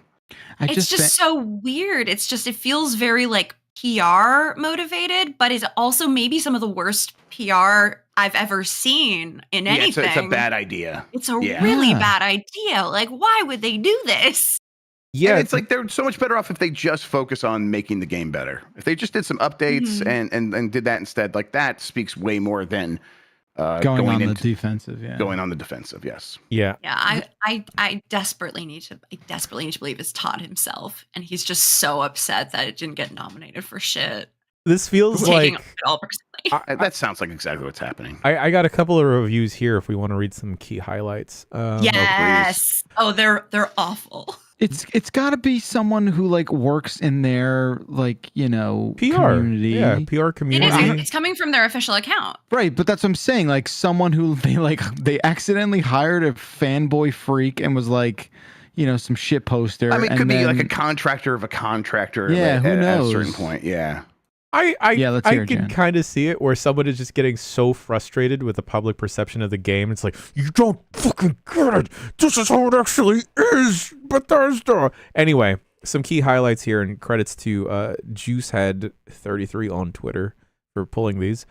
While there may be loading screens in between fast traveling, just consider the amount of data for the expansive gameplay that is procedurally generated to load flawlessly in under 3 seconds. Oh my God. We believe that shortcoming will not hinder our players from getting lost in the world we created. All right. It Yeah, evidently did. They're responding to a negative review saying it hindered their ability to get lost in the world. We are sorry that you do not like landing on different planets and finding many of them empty. Some of Starfield's planets are meant to be empty by design, but that's not boring. When the astronauts went to the moon, there was nothing there. They certainly weren't bored. The intention of Starfield's exploration is to evoke a feeling of smallness in players and make you feel overwhelmed. You can continue to explore and find worlds that do have resources you need or hidden outposts to look through. Back in my day when we landed on planets, it froze the planet. What's fun is that like the immediate response after like that very specific critique to the review is like a spiel that feels like the Steam description of the game of Starfield is an RPG with hundreds of hours of quests to complete and characters to meet. Most quests will vary. Rogue AI? Maybe this is Rogue AI. Oh, dude, if I'm Bethesda, that's how I combat this bad press. I go, you whoops, AI did it. Yeah. Sorry, we didn't do that. That wasn't an entry procedurally level. Yeah. Oh my God, a procedurally generated game and procedurally generated PR disaster. That's insane. The all by comment and the design, response, baby. It's all the by comment design. and response are both AI arguing now on a Steam message board. I love the fact that the response is like, were you around for the moon landing? Because that wasn't boring. That shit was sick as fuck, bro. It shows how bad an idea all this is. Like, it's like they're gonna, because it doesn't, at a certain point, it's like, you're just not hearing the criticisms. Okay. It'd be nice if you heard the criticisms, because then maybe you could do something about it. But this just makes it seem like, none of that's getting through. And you think what you made is a flawless, when it's like the flaws are pretty evident to just about everyone who plays. And it's like the first thing everyone says to each other, where it's like, boy, I landed on a planet. It took me way too long to walk to something I cared about. It's like, that's a big problem in a game that's supposed to be fun. I don't care what realism you're going for at a certain point. They're one more response away from like, you should be fucking thankful games even get made. Like, get the fuck out of here. Got one more here. What are we doing? Yes. Thank you for taking the time to leave a review for Starfield! ! You can fly, you can shoot, you can mine, you can loot. Starfield is an RPG with hundreds of hours of quests to complete and characters to meet. Most quests will also vary on your character's skills and decisions, massively changing the outcome of your playthrough. Try creating different characters with backgrounds and characteristics that clash or are oppositive of your previous character. You will feel like you're playing a totally different game. Put points and different skills from a character you've previously created. And now, faced with completely different decisions to make and difficulties to encounter. There's so many layers to Starfield that you'll find things you never knew were possible after playing for hundreds of hours. Now I know this is AI. Two things. One, this is the thing I was always worried about with this game is they made Skyrim. And Skyrim was a game that people play forever and ever and ever. They did not make that game they did not set out to build it, be like, people are going to play this forever. But then when that game happened and they did have all these people coming back, and it was always in the most played games on Steam, and they started making a Starfield, they're like, we have to build a game that is going to be able to support play for 10 years plus. and they just completely lost the thread and forgot how to make like the basic stuff work, and then everyone else just built all the bullshit on top of it. So they didn't need to actually focus on that. The other thing is with them like being like, you could do this, you could do that. It sounds like when Tommy Wiseau is like defending the room, he says, you can laugh, you can cry, but please don't hurt each other or whatever. It sounds exactly like that. So that's not a good way to start off your defense of your game. Tommy Wiseau does sound a little like a robot who's lost control, so that makes sense. Yeah, it sounds like there's a little man in his head that's controlling his body. Yeah, Was like part of that. Ratatouilleing him. Was part of that last prompt when they plugged into ChatGPT. It was like, have some of it rhyme. Yeah, there was a lot of rhyming in there. I was a little frightened it was going to keep rhyming. It was just like, oh, they're just spitting bars over there. All right. Well, Grub, if that's it with the news and that's it with some Bethesda clapbacks, and I feel weird even saying clapbacks because they're not really clapping at anything. No, robots can't clap for starters. That's a big true. thing, yeah. Robots can't clap, and that's how the universe will be saved. I mean, the other news is like Jeff Keighley weighed in on the Dave the Diver indie game debate, and I don't want to talk about that anymore. So like, that's what we got. That's the number one like news story on VGC right now is Keighley has an opinion on indie games. Hey, so that's just where we're at the week after Thanksgiving, everybody. You know, we were going to save this for the end of the show, but let's get some news now, and news on Giant Bomb's Game of the Year, the real Game of the Year awards here. Let's talk some scheduling, huh, folks? Oh, that's a good idea. When y'all can expect some jazz. Day one starts this Friday, 9 a.m. Pacific time, 12 Eastern. We're going to be live on Twitch. We're going to be discussing 7 categories, 7 different fun categories. That'll be live for folks at home. Day 2 will be next Tuesday. It's going to be a pre-recorded jam, 7 more categories to discuss. Some of this will be live, some of it will be pre-recorded, just due to the nature of all of us having to travel and all that jazz and get stuff situated. Day 3 is November 7th, 9 a.m., 12 Eastern, 9 a.m. Pacific, 12 Eastern, live on Twitch. And that is when the whittling begins, folks. That's when we take all of the games of this year and get down to the top 20. And from there, Day 4, the finale, live in person at the Telegram Ballroom and on Twitch. Gonna pray to God that AV person will just look at me and nod and I'm like, don't worry, son. There's good news in that last email, Jan. There's good news? Fantastic news. Oh, hell yeah. Love it. Perfect. Because that is when we will also cover a couple more categories, about 3 or 4. We'll have special guests like our own Shitley Myers here. Sorry, I feel bad every time they invited me because I live here. Yes. I would have shown up anyway. Yes, your travel was very affordable. Yes. I'm gonna expense the Uber. Absolutely. Oh, yeah. Yes.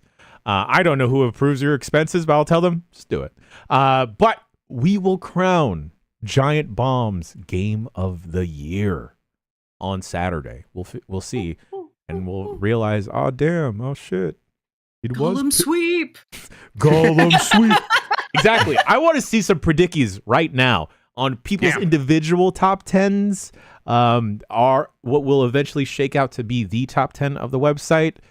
So far, we have it that myself, Jeff, Tam, Lucy, Dan, and Minotti will be finalizing the voting. But who knows what we'll throw in? Maybe we'll be like, hey, Bailey, here's 12 points. What do you want to give this to? Oh my God. Give me 12 points. Let's go. My vote should be the only one that counts. What would get your 12 points? Just tell me right now, and then I'll decide whether or not you can actually vote or not. If it'll help with the game I want to win. Okay, so we're doing this Eurovision style, Bailey. Okay. Definitely yeah, it's science. Pikmin 4, right? All right, there we go. Let's get it in. I didn't see any winking. Let's go. I do have a weird feeling that like Pikmin is gonna make some waves in a weird way. So I got. I mean, if you Pikmin guys was fucking great. play it, I'll play it right before. Yeah. Yeah, I'll play it. I just don't know when, but I'll play it before next Saturday. You just got to get through that the first hour, which is a tutorial, and then after that, it's like just the best loop in games. Okay, it's so good. Pikmin was great, and I'll definitely vote for it. Hell yeah! I can be believe bought you. too. I've never believed you for the anymore. record. Like I can be bought. If you really want to get your game higher up, I can be bought. Oh yeah, cheap- I'm so easy cheaply. to bribe. I'm so Cheaply. easy to bribe. Can I? We have another minute, I guess. Now that like We have several minutes. We have another segment still. I need a little bit of help, and I'll open this up to like the extended family, meaning the live chats, and obviously you three. My wife the other day, she's like, "What are you?" I think I talked about this somewhere else, but we got to get into it now. She goes, "Oh, what are you wearing? What are you wearing to the Game Awards?" And I was like, "Oh, I didn't think about that at all." Last year, I went to Suit Supply, I got a jacket, I did a whole thing. This year, I haven't done shit, and I think it's because I don't care. But yeah, that's right. Right, but I can't show Like you're up. gonna be sitting next to a dude in jorts and a t-shirt. 100%. You don't know that. Odds are high. It's just so funny. Like the disparity of attire at this thing is like literally Umbros and then like a tuxedo. So yeah, I don't know what to do, and I'll take anything, any advice or whatever. Is there like a dress-up hockey jersey? What? Who am I? Formal Fucking hockey jersey. I'm just gonna LARP as Kevin Smith. Like, no, it's not. Definitely. There's New Jersey's only big enough for one hockey jersey person, and that award goes to Mr. Smith. I don't know what to wear. I'm not gonna wear a hat, but I don't also want to wear like. I don't want to do like a t-shirt thing either. Even though I think I could pull that off. You're the Starfield Dance Club outfit. It goes with everything. No, it'll bring out your eyes. Tell you what, I do like that Starfield. Here's what we do. I don't have it. Backlar, here's what we do. Jan, I'll take you seriously. You're serious about fashion. Michael Heim and I will take you shopping. Oh my God, Heim! I think you could pull up. I was okay. at lately was like he was like a look vision. at this gentleman. He was a vision. You can't see the hat. You can't see the fucking cool hat. He looks. Michael Heim proves that you can wear a hat to a wedding and look cool. So just wear the hat, Bacalar. Just wear a different style of hat. There's two a little reasons. like Giant Bomb What Not to Wear episode. Where... No, I don't want the hat doesn't play. The hat could play, but it's not going to play for me because so good. I was at a wedding recently and I wore a tux and like there was no room for a hat in that outfit. And I thought I pulled it off nicely. I thought it was lovely. This year I'm going to go hatless. Here's pork pie hat. Full like stovepipe. Yeah. I'm sorry, what? Stovepipe. Grub suggested pork pie, which I love, but I am also going to throw in there just a tall fucking top hat. Yeah. I can't go in there like fucking Breaking Bad. Brim. And looking like the Hat Man over here. I don't know. You guys, this has not been helpful at all. I came in with a serious conundrum, and I'm getting deeply unserious feedback. I think the answer is have Chaim and Jan take you shopping. Yeah. Okay. We'll go to the fashion district in LA and quickly realize, no, we shouldn't be buying anything here. This is all just fabric. And then we'll go to a mall. Yeah, I mean, I was thinking. I still need to buy pants in LA because I ripped pants 2 years ago down there. Yeah. I'm going to bring an outfit. It was like a vengeance thing to get new ones here. I'm just too flex. Yeah, it's a vengeance thing. I'm going to bring an outfit as a backup just in case we strike out with the in-person shopping spree makeover. Yes, I would love to do that with you both. Yo, fellas, ladies, if you want to wear a suit, NBs, if you want to wear a suit, here's what you do. It's fine. Go get the black tux. Go get the dark navy tux, the gray tux. But what you want to do, if you want to add a little spice to your life, get a subtle pattern going on, Yeah, I like that. Get a nice checkerboard pattern going. And then we'll be like, oh, you'll stand out from all the rest of the schmoes out there rocking a normal-ass suit. And instead, hey, who says you got to wear a dress shirt, baby? Bacalar, go get a turtleneck. Put that shit under a blazer, baby. Oh, yeah, shit. I was thinking turtleneck. If I wear a turtleneck, the turtleneck collar goes up to the bottom of my nose. I have no neck. Get one of those. You're supposed to fold it. Get one of those. No, that's turtlenecks. Folded, Bailey. Fold it. Yeah, fold it. Fold it. Fold it again. Then I have like a giant hula hoop around my neck. Okay. What should How be my neck. How about this? Blazer, No shirt, just a long chain. Yeah. Oh, like That's just a who's that blessing. ECW manager guy who used to do that? There's That's a dude most who of used to them. rock that. I don't know. The Gold other thing, chain, the other thing you yeah. got to do, like, forget the shoe game. Throw your fucking laces away. Get some loafers. Loafers are real hot right now. I've got get like some beach double monk ones. straps, baby. What the Or fuck whatever. is It's Los that? Angeles. Get some sandals. Flex those toesies. No, oh my God. There's nothing I hate more than people who wear pants and sandals. I'm not going to become that person, Bailey. Jesus Christ. We have so much of getting to know each other to do. Now let's talk sunglasses indoors, because I say yes. I'm also a pro. If I had just- contacts, I would wear sunglasses all the time indoors. This is going to be harder than I thought, you guys. This is going to be real tough. All right, we'll see what happens. Or just wear too much patterns.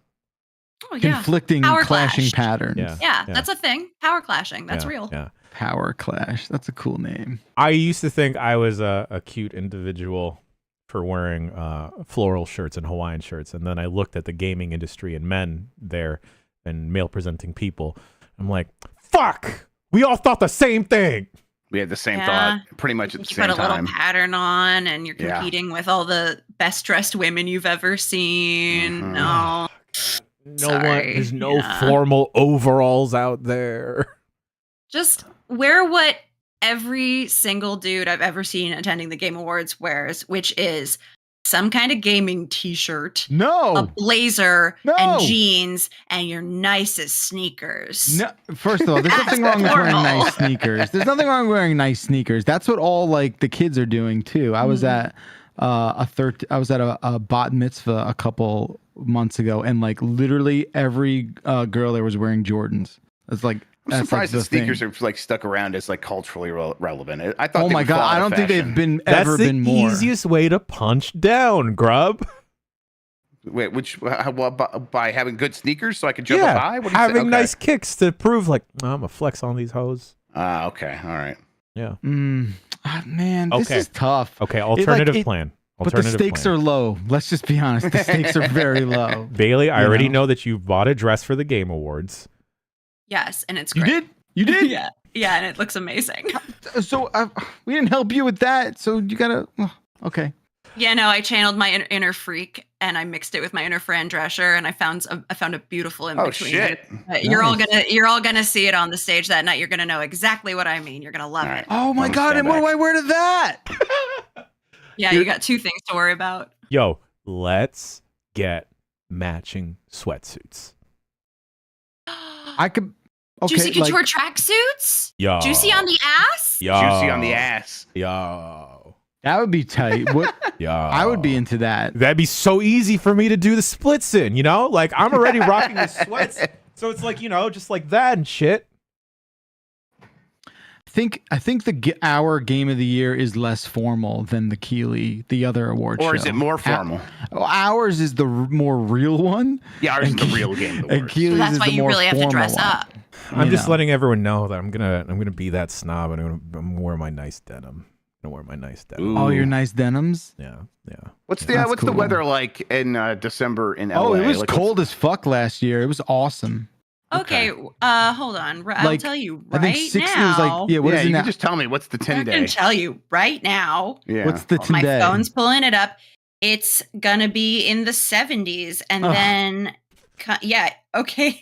next week is gonna be the high to mid 70s, And then what about at night though? Because that's the only time we go out. mid 50s. There we go. Okay. Now All we're right. talking. That's All like right, I a might light wear my jacket. bad denim then. And Yo. so you wear your good denim, Jan. What makes Um, it bad denim? I own it.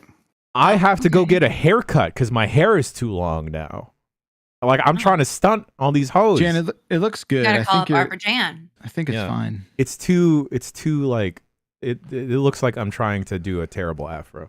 Are you I- gonna you not just trim up finish the another sides, game right? first, or? All right, well that does it for news. It's very light this week. Hey, real quick, Embracer is going to shut down the Time Splitters studio, Free Radical.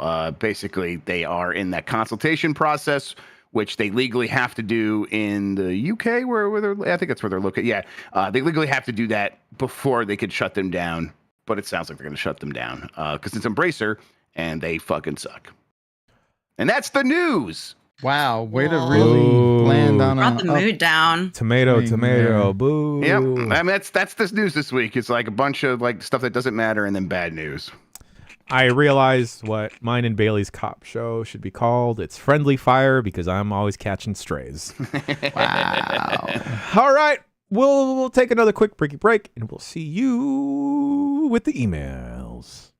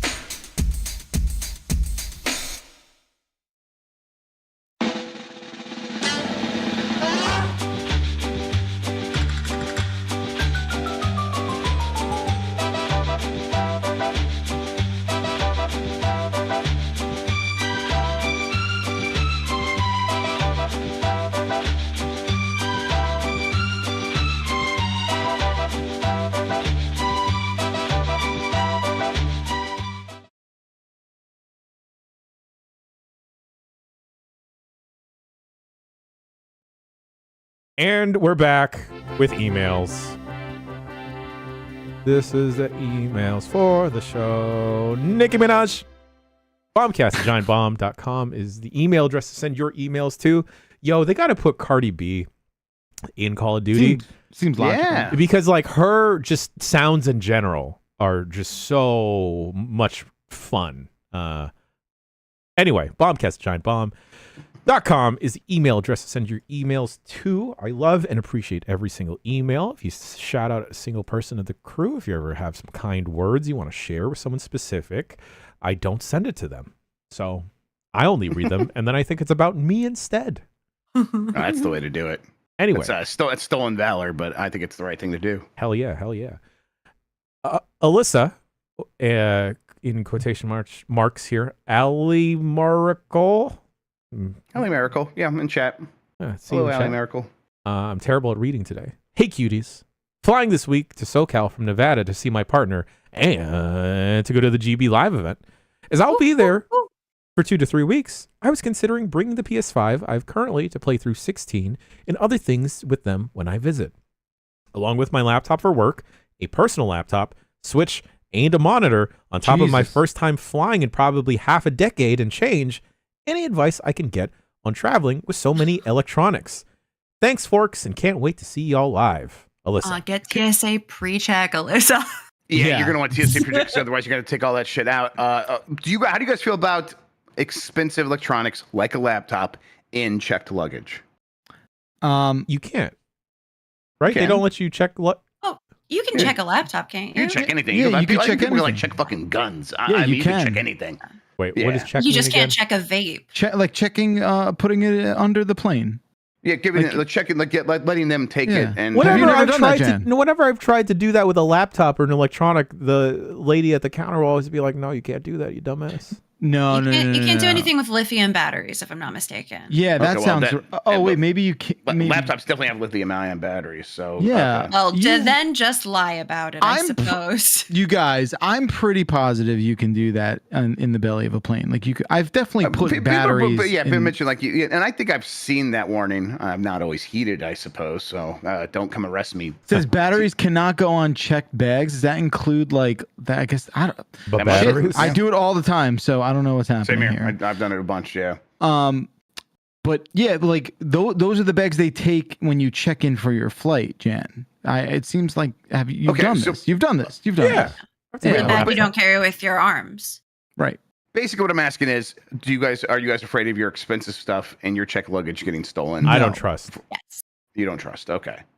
Yeah, my wife doesn't trust, and I'm like, I'm whatever. I've never had anything taken on my bag from checked luggage, so I've Till never it had happens, anything I'm gonna keep taken doing it. either, but I feel like the capacity for stuff to get broken is really high. Oh, and that's sure. what makes me nervous. I'm not like afeared of thieves in my airport. I'm more like, these things are easy to break, and this plane goes so fast. yeah. For me, like, well, if it's in the or in my carry-on though, and I'm like taking it out at security and stuff, I'm always afraid it's going to get kind of like broken in the machine, or I'm going to drop it when I'm just trying to put it on the thing or something like that. So I worry about that too. I don't know. I think, if I could be completely honest, I mean, I realize 2 to 3 weeks is a long time to be traveling anywhere, but I would also maybe trim down. I would maybe not like go all out with the amount of items that you're planning on taking with you. I would maybe I mean, listen, if your bit. bag's more than 50 pounds, you're gonna have to pay more. Yeah, it's gonna be a hassle, and with that many electronics in a bag, like that very likely could happen. But if you need all that stuff, you need all that stuff. I get it. Right off the bat, though, like, why do you need a monitor? You have 2 laptops with you. Use the laptop as a monitor. Can you do that? You can't do that with a Switch, I don't think. Switch. I had a just use the portable- Switch as a handheld. Fuck it. When I went on my trip over the summer, I brought a portable monitor, and as awesome as it was, and as inexplicable that it worked as it was, I feel like still I'm not quite sure how that thing is able to display Switch. But anyway, it was a pain in the ass. Like, it was great, but it took like 20 minutes to set it up. Power's always finicky on a plane. You never really know what you're going to get. I do think editing is the move. Again, 2 to 3 weeks is a long time as well. So I don't just think know you what need you're getting both yourself laptops. into. Here's what you do. You go to Costco as soon as you get here. You buy a PS5. You buy a monitor. and you return that shit before you leave. Oh my God, you're a genius. Aren't they getting like more annoying with that? No, they'll take No way. anything. Good. Okay. Thank good. Yeah. Man, that PS5 is big. It's big. It's giant. So are all these things going to be in carry-on? That's going to be tough, Allie. Ellie Miracle. That's good. I would really think about your game plan here. Traveling with a PS5 is just like, you're bringing this anchor with you. And it's a weight. and you're gonna have An to albatross around your neck. That's what's gonna have to get jammed into an overhead compartment, and you're gonna be sitting down, and then some other asshole's gonna come to put their bag in there, and they're gonna jam it right next to yours, and all that shit is gonna be in there. Yeah, try to trim down if possible. That is your best bet. I don't know where Allie's flying from, but they're flying from Nevada to Los Angeles. That's not that long. Just drive. Oh, okay. Yeah, just drive. Just take an Uber. Rent a car. Yeah, rent a car and drive. Steal a car. I know Las Vegas to LA is 4 hours. That feels worth it to keep all your electronics safe if you without a doubt. need them. Oh, I didn't realize we were doing Vegas to LA. What are we doing? I don't know where. What are we doing? What are we? I mean, there are other cities in Nevada, so it might not be Las It's just Vegas. Sorry. I thought it was Vegas. Sorry. Okay. Could be Reno. Could be ship Reno. everything. I thought about that too. You could try and ship everything, but it is Vegas. Listen, Allie. Vegas, come on, girl. Come on. Get a car, steal a car, whatever you need to do. I just think like the value of having that, right? Even if you need to rent, the value of not having to go through security, not having to be on a plane, not having to do all the plane stuff. For me, I would drive. Renting a car financially does kind of work out very similar to a plane ticket a lot of the time, and all your stuff's safe. So rent a car. Okay, but let's say you get to sing real loud. Some people don't drive, so if you don't drive, then that's Call another an How do you feel about a Uber. bus? Like how do you feel about Greyhound? This is turning into a John Candy and Allie. Steve Martin film. Yes. Okay, Allie, don't just take the Of course you plane. did. It was Thanksgiving. yeah. That's when everyone watches that movie. Yeah, didn't fucking what's his ass like make that loop that goes from LA to No, Las he Vegas? didn't do shit. He didn't do shit. He didn't. He said a thing and he didn't do it again. Okay, that's weird. Wild. Lifting a cat out of the way. Dumb motherfucker. Well, didn't do shit. folks, if you're listening live or watching the archive, listening to the archive, please send Allie some tips, potentially of how Allie can bring all the baggage. Alan Miracle, report back. I want to hear how this went. Let's see how Please this goes. bring all of it to the Invite us show. the show. And just yeah. All right. Next email comes from Brian. Brian writes in asking, why are people like this? Hi, Bombcast.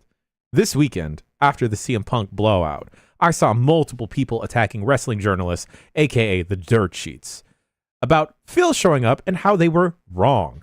This was, of course, despite the fact that Triple H all but confirmed most of the reporting by the noted journalist prior to that night as correct. This reminded me of what I often see with games as well, where journalists are often attacked and their coverage is misreported by aggregators and people with bad intentions. I remember Grubb being attacked over Kojima to Xbox for months. My question is, what is wrong with people? Why are people like this? Is media literacy dead? Is the rise of YouTubers and social media the main contributing factor? Or are we just stupider as a society? I'm thinking both. Yes. Yeah. It's all of that. Of course it is. Brian, it's all the above. Thanks for all you do. Brian in Lowell, Massachusetts, sent from my iPhone. It's getting worse right now because of all the financial incentives lining up for people who are good at getting people riled up about these things. Like you can get paid on Twitter, you get paid on YouTube, you get paid on TikTok if you want to go and be a shitheel and appeal to people's baser senses there about, oh, you like a thing. Well, what if that other thing was better than the thing you spent a bunch of money on? Doesn't that make you uncomfortable? And turns out for a lot of people, yes, to the point where they act out and lash out about it.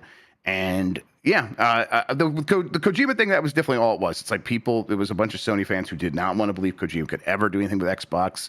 And they they believe that so hard they worked themselves into a shoot about that one game. What was that one horror game that was a scam that person said they were going to make? I can't remember the name of it now. But yeah, it's like they're like this because they're afraid that they made the wrong decision and they have a lot of anxiety about it. And you just have to ignore it. I've learned to ignore it. It's never been a better time. And this has actually been true for about 20 years now, but I don't think it's ever been a better time to be a complete fucking moronic psychopath. Like, you are in the best of company at this point, if that is your MO. Like, to be a raging lunatic, the world is your oyster. Like, that's just what it is right now. I think it's never been a better time for grifters or anyone who is just like ready at a moment's notice to just pound on a perfect stranger for no good reason. Yeah, I don't think grifters have had such a big moment since like snake oil salesmen. Yeah, this is a big moment. Crazy. Yeah. Big moment. Yeah. That being said, click on this link and get a free eyelash extensions with my Temu link. Peddling giant bomb branded patent medicine. Man, I think about if I were more of a terrible person than I am in my real life, and how I could fleece these motherfuckers. Anyway, it's very easy to fleece people if you're a terrible person. Yeah, no, I'm halfway there. Matt from Murfreesboro, Tennessee, asks about desktop setup.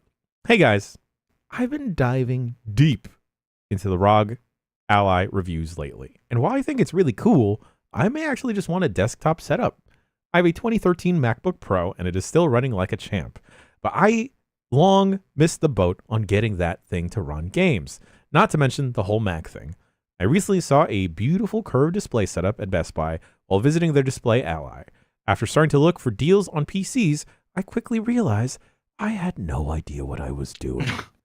Where should I go? Where do I begin? I know I'll need a new computer soon, so I considered getting something that might run games while I'm at it. I'm pretty much an exclusively Xbox gamer with a Switch title once every few years. I love the look of that curved display, but is it just a gimmick? Any advice is appreciated. Thanks, Matt from Murfreesboro, Tennessee. Matt, I love to be an Xbox gamer and a Mac user. Mm-hmm. Matt, These two things don't usually go together. That's it. You're a unique individual there. Maddie, Setup. Maddie, hello. Matt, have you not been listening? Do you not know we are in the pocket of big NZXT? It's not a bad idea. NZXT does have some good pre-builds. Don't do the thinking yourself, is what the truth is here. Like, there's communities out there that have done all the thinking for you about what you should do with the PC. Don't feel like you have to build one. That period is sort of past where it's like you have to build your own PC or else you're going to spend so much extra money. It's like, nah, the costs have come down. There's a lot of competition in that space. The pre-builds are good. The curved display, it's not just a gimmick. If it's wide enough, you do need it to be like kind of curved around you so that it's equidistant from like no matter where you're looking at it. But yeah, don't feel like you need that either. If you really just want to play PC games, one of those handheld computers is still pretty good, and you'll be fine. That will get you started, and it's all in one package. I still think the Steam Deck is a good one for people who like have no idea what they're doing because it's such a consoleized version of the PC. But you'll have a good time with any of those. And if you're gonna hop in, just go get a pre-built somewhere, and you'll be fine. Yeah, just be wary, Matt. As soon as you explore down the curved monitor rabbit hole, you may wind up thinking, "Oh, maybe I'll just get an ultra wide." Oh, you know what? Maybe I'll just you definitely will think that. Maybe I'll just get 2 screens. You know what? Boy. 2 screens ain't enough. I need 2 more. And then you have one that's vertically aligned so you can just watch Twitter burn down as you go about your day. All right. That's right. Next email comes from Brian from Illinois. Brian writes in about handhelds, and Brian is Brian says, "Hi, Tom, Giant Bomb Badil. Now that we're on what feels like the cusp of a new generation of handheld hardware, what prior generations of hardware should someone hold on to for backwards compatibility's sake? For me personally, I've held on to these handhelds along the way, held on to these handhelds while holding hands handily. Nintendo DS, the Nintendo 3DS, I suppose the 3DS technically covers the DS games I'd want, but still nice to have, Analog Pocket, Nintendo Switch, Steam Deck. I can't imagine needing anything else to play almost any game handheld. And after typing this, okay, Nintendo, haven't I bought enough? Please give us something on the next Switch that will let us play more of the back catalog games. I've always felt burned by the fact that the Wii Virtual Console library of games wasn't/isn't fully available on Switch/Nintendo Online. What do y'all think? If you're not a collector and wanted to ditch old hardware, what new devices would you trust to access classic games? Cheers and happy holidays. Brian from Edwardsville, Illinois, sent by Carrier Pterodactyl. Yeah, I mean, the ones you listed here are pretty good. I think Analog Pocket isn't for everybody. Like, it is pretty expensive. But the reality is, if you were to go try to track down a 3DS these days, those have gotten very expensive as well. And while you can hack a 3DS and put a ton of stuff on it, and I think you could run some emulators to play stuff like Game Boy and Game Boy Advance, and then you would have all the DS games and all the 3DS games if you wanted to really go that route. That's nice, but 3DSs have gotten expensive, so you don't already have one of those. That could be a hassle. I actually think the original DS is pretty good these days. That's easy to hack. It's relatively affordable.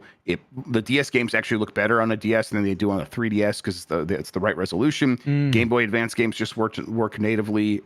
So I really like having a DS, my Analog Pocket, and then something like a Steam Deck. If I have those three things, I'm set. The reality is most people aren't going to want three things. If you can only have one of these, just get something like a Steam Deck. That's going to cover you across the board. Yeah, there's a couple things you could do with a Steam Deck to play a DS game, and the DS actually, and the Steam input like presets are really good with that, with like switching between the screens with the button press. I was just playing Link Between Worlds for the 3DS on my Steam Deck the other day, and it ran great. And so all that stuff has been done. All that work is just going to be done for you, and you just install EmuDeck, run that script, and everything will just work. You'll have to provide your own ROMs, but other than that, you're good to go. All right. Final email of the show comes from Michael in Boulder. Hello, Bombers. I'm getting ACL surgery this week, and I'm going to be bedridden on and off work for a good while. Prime gaming time. You all have any memorable gaming experiences while convalescing? Love you, Michael in Boulder. P.S. Don't get hit by a cyclist while you're out for a run. It really sucks. Oh, jeez. Oh, my God. Sent from my iPhone. I hope you sue them.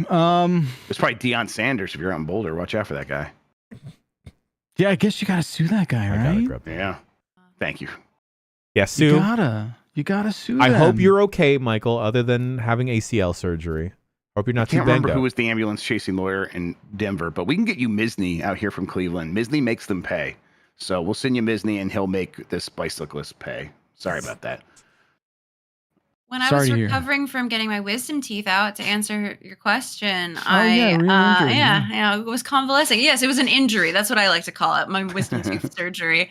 I was in high school, so we had all the games and stuff, and I just played Guitar Hero for fucking hours, man. I was just high off my ass playing Guitar Hero for hours with a face full of like puff like a chipmunk. It was great. I was just living off of Jamba Juice, missing every other note. And Percocet. Yeah. That sounds like a great That's my recommendation. I don't remember, like, I've never had like really long-term bedridden injury that would like give me a chance to do this, but like playing hooky from school or actually being sick from school and staying home and playing stuff like Tecmo Bowl, I fondly remember that for sure. I remember healing from a broken heart and playing a lot of... Oh my God, that's the cutest thing I've ever heard. Playing a lot of Resident Evil 5. Well, that's one way to get out of that. Baldur's Gate's really good for that too, just for the record. Babe? Yeah, nothing's coming to mind. Because I haven't been bedridden like that. I have nothing to add. All I can add my brother broke his leg in half when he was when he rode a 4-wheeler into a tree. In half? Yeah, I had both halves. I mean, like the skin was still attached, but the bone was in half, and I had to like put him in the van, and yeah, it was messed up. And we were like 40 minutes away from a hospital. He had to take a helicopter. Okay. So Is this he when was he got bedridden. gout, or was this another time he got evacuated by helicopter? Yeah, this is the time he got gout. That's what he Okay. did. He just spent his entire time drinking wine until he got gout, and then I played video games around him, and he just complained about the gout mostly. Seems about right if he has gout. Yeah, That's they're how like, you "Don't- get hey, it. they're like, hey, don't drink red wine. He's like, oh, that's well, fuck you. That's all I'm drinking. My Must God. consume my red wines and my pates. Well, I have a shrimp cocktail. All the things that are bad for me. Chow All right. down, I'll sup upon the trifle and the organ meats. We forgot to tell everyone, Friendly Fire, Shitley and Riz. We're old people, by the way. Shitley and the Riz. You can't Shitley forget and the that. Riz. Shitley and the Riz. We're Don't old. worry. We're old people, cop detectives. Oh, you guys should run like the early bird shift. Yeah, you know that like half of our scenes are going to be in some like shitty fucking diner. Yes. Yes. Oh, I love this show, It's Jan. stale Let's do coffee. it. It's in Yes. black Jan, and let's white for no solve reason crimes. That's because we've never started or caused one or done one. Let's solve them. Why did you say it like we Yeah. have? That's the most suspicious way I've ever heard a person say that they wanted to solve crimes. Your big nemesis should be like Tamor with an eye patch. You know, and he's like always. He's your fucking- nemesis. Okay, but either You way, don't want to steal your nemesis. You need him for the spinoff. Either way, like he's the bad guy, and he's always doing like very mediocre crime. Sign Guy Bubsy is saying that Jan doesn't even own a brick, and I don't even remember what they're alluding to. Not that I've ever hurled a brick like at someone. I feel like Minotti might be kind of like a Hamburglar type.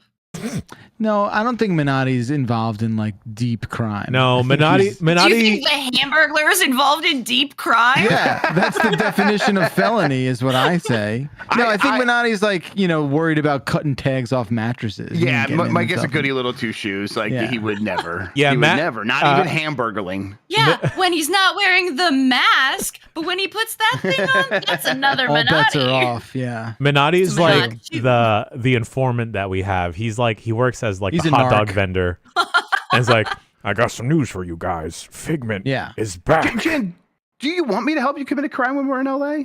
It's not that hard. It's not Okay. that Yeah, hard I at feel all. like crime is All right, legal, listen, right? just if you never committed one, I just Yeah, thought maybe you needed it's some good. guidance. You guys are visiting during the purge, so it'll be a lot easier. Oh, wonderful. Okay. All crime is legal, even murder. Everything in LA. God. All right, let's get to the shout outs of the show. Shouts out to, I wrote this here, Jake Decker and John Luke made a cyberpunk documentary that you should 500% check out. Next, we have, sorry, Jan, Batman's Batterwang has already been in so many bat caves that he's more likely to die from chlamydia than Clayface.